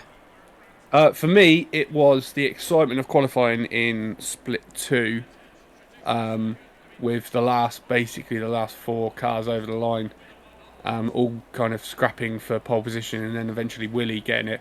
There was actually, in the voice chat, we were all cheering Willie on. So Willie getting pole for me, I think it's got to be, and actually doing his first stint, because he spun in celebration, his wheel got locked at like 10 o'clock. So he actually did the first stint with his wheel wonky. Ah, that's what was wrong with his car. So right. In actual fact, to get the result he did, with the first kind of 20 minutes with his wheel all dodgy, that's a great effort. I was going to choose the qualifying in split 2 as my highlight of the night as well. It was just absolutely manic. But I would say my other highlight of the night has just been Ben Brown's pace. Ben, what a great race for you tonight. Good evening. Slightly shocked because I was on the dry setup and just started on the slicks, and I have no idea who else started on the slicks. So you were on not only dry tyres, but you were on a dry setup at the beginning as well. Yeah, which I assumed is why I was quicker than everyone else in the first couple of laps. Like, I was like, oh, I'm really quick. What's going on here? I'm like overtaking people and doing stuff. And then the rain turned up, and Martin he just drove past me like I wasn't even there, and I was like, oh, okay, well, I think maybe I might have I think other people might have a wet setup. But yeah, so just cranked everything up and cranked all the electrics up. Martin actually started on wets as well, so and that was really interesting for us. Was even on the formation lap, we were running down through who was on what tyres and figuring it out, and yeah, there was a couple of guys. So I think Ian Hall was another one that started on wets. So you saw those guys just go tumbling backwards at the beginning, and then as soon as the rain came, started charging their way forwards. Was there a moment at any point where you thought, I'm going to have to stop for wets before the pit window opens here? No, I'd made the conscious decision that I would either end up in a wall or wait for the pit window to open. Ah, so the Johnny strat. So, because I'd underfueled the car quite a lot on that first stint as well, because I knew I was just going to be pitting the second at the pit window, although I forgot when the pit window was going to open, so I got a bit panicky.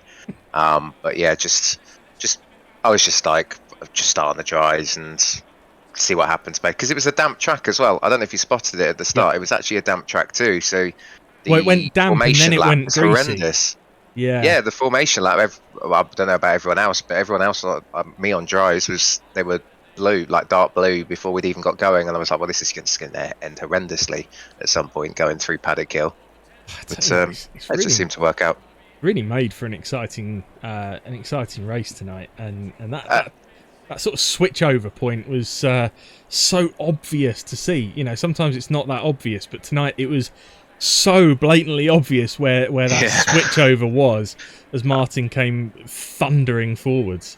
Before the race I was saying I wanted it to rain, but I do have to apologise because I said I did the briefing today, and I said there's a chance of rain, but it shouldn't be too heavy. I have never seen rain that heavy. No, the practice server was drizzle at best. I checked all the settings on the server before I did the briefing. I ran all the calculations and stuff, and it was a tiny percent of sessions would have heavy rain in. It would be mixed, maybe with a bit of dry, maybe with a bit of damp, but not like that. So yeah, it surprised me as well, everyone that was in the chat. It wasn't just you. But it was proper rain, absolutely proper rain. We actually saw a lot of cars struggling with aquaplaning sort of towards the end as well. Was it getting difficult in the Lexus, or was the mini boat just flying along? Should we call it the speedboat?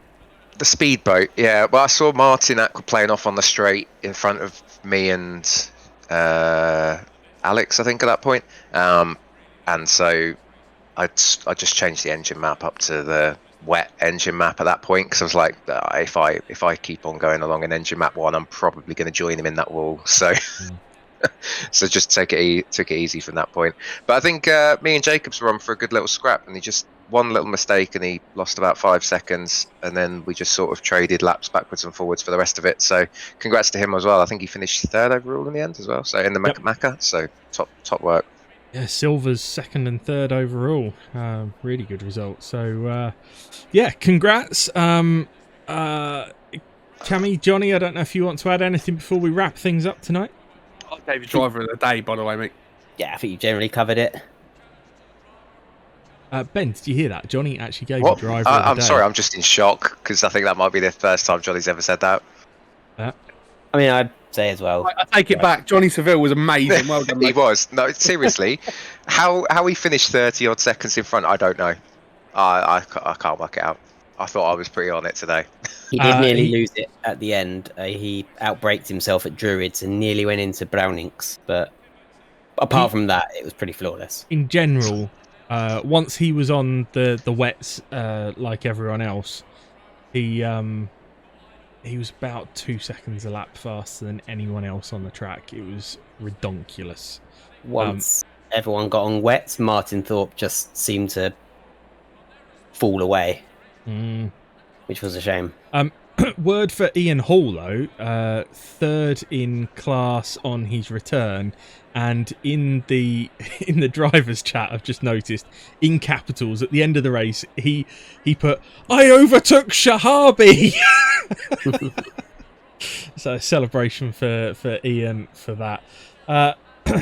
Well, everyone, I think that has been a splendid night's racing. So. Thank you all for joining me and the oNiD crew tonight. Johnny, no pressure, but you're going to have to find the final few followers to hit the 500 on Tuesday's stream. Sure, we can do that, Ben, can't we? Good chat, yeah, definitely. Good chat. Sorry, I was muted because I was letting you get on with it. Yeah, we're looking forward to the British stuff. Sorry, not the British stuff. The GT4 stuff's been really good so far. So me and Johnny have been. It's been good for us to get back on comms together because it's been months. So yeah, good fun.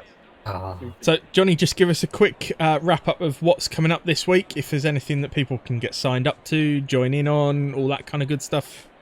Oh, we've got quite a busy week actually. We've got the Jimmy Broadbent Open GT3 race at Zandvoort tomorrow night. Then we've got the GT4 Porsche Cup League race on Tuesday. Zolder, yeah. Wednesday, I believe you've got a Jimmy Broadbent AC event. Yes, and actually I think we're up to about 16 or 17 last time I checked on that one, so there's a few spots left available for that one. It is the Opel Calibra DTM around Zandvoort, I think, if I remember rightly. That's going to be a right machine. It's a 4-wheel drive touring car from the 90s. Yeah, and then Thursday we've got round 3 of the Rookie League. Oh yeah! That'll be streamed, and then we've got a very special oNiD Arms on Friday that me and you are doing, Adam. We're actually taking part in the Jimmy Broadbent 2.4 hour of Barcelona, multi-class GT3, GT4. I think there's still about 6 spots available in GT4 if you do want to get signed up. But yeah, we'll be streaming that as an oNiD Arms special Yeah, get signed up for the GT4 because then you get to beat me and Johnny. I mean, race against me and Johnny. So we'll be doing our oNiD Arms show live whilst racing in that one. Be good. It's a long time, Johnny, since you and I have teamed up for a race. What was it? Imola? Imola 2.4 hours with Noob Gamers, like a year ago, if not more. Yeah. So it'll be really exciting to do that. And then just a quick shout for Saturday. It's looking a bit wobbly on sign-ups at the minute, so anyone who can jump in on that one. Saturday we've got our St George's Day Cup. We've got 6 different events back to back. You don't have to do all of them. You can just join the ones that you want to do from that. It finishes with the Naughty 90, a 90-minute race at the end of the day. But yeah, there's all kinds of action going on Saturday. The idea is that if we can get all events running back to back to back, then I'm going to enter every single one of those. I'm going to stream POV every single one of those. We are taking a break in the afternoon for because it's the F1 sprint race from Imola on Saturday next week. But I'm going to keep the stream going so you can chat to me whilst I'm watching the F1 as well. So essentially, we'd have about 9.5, 10 hours worth of solid stream on Saturday. And that's all for a good cause, which we'll talk about a little bit on Tuesday. Yeah, we will, and it will basically be an oNiD Arms Part 2 because I think I've entered 5 of the 6. You have, yes. So let's hope we can get that one going. Well. And then Sunday we are back for round 5 of this. Yeah, of this. Yes, of this, and I think is it a longer race? I think it's a Naughty 90. It is, yes. So next week we are 90 minutes Paul Ricard. So only the one split will be streamed next week, and it will be split 1. Indeed, it will. So there we go. That's so Mercy Caller says if Johnny can let me know, I will look at Saturday. Ooh. Yeah, Sam, we'll have a chat in a week, mate. We'll get you something sorted. Good stuff. Right, thanks everyone for joining us. Great action tonight. Great racing. Thank you to everyone who took part, and thank you to everyone on the stream side as well. And of course, a big thank you to you guys for watching. We will be back streaming on Tuesday night with the next round of the Porsches. But for now, we have been oNiD Racing, and you have been amazing.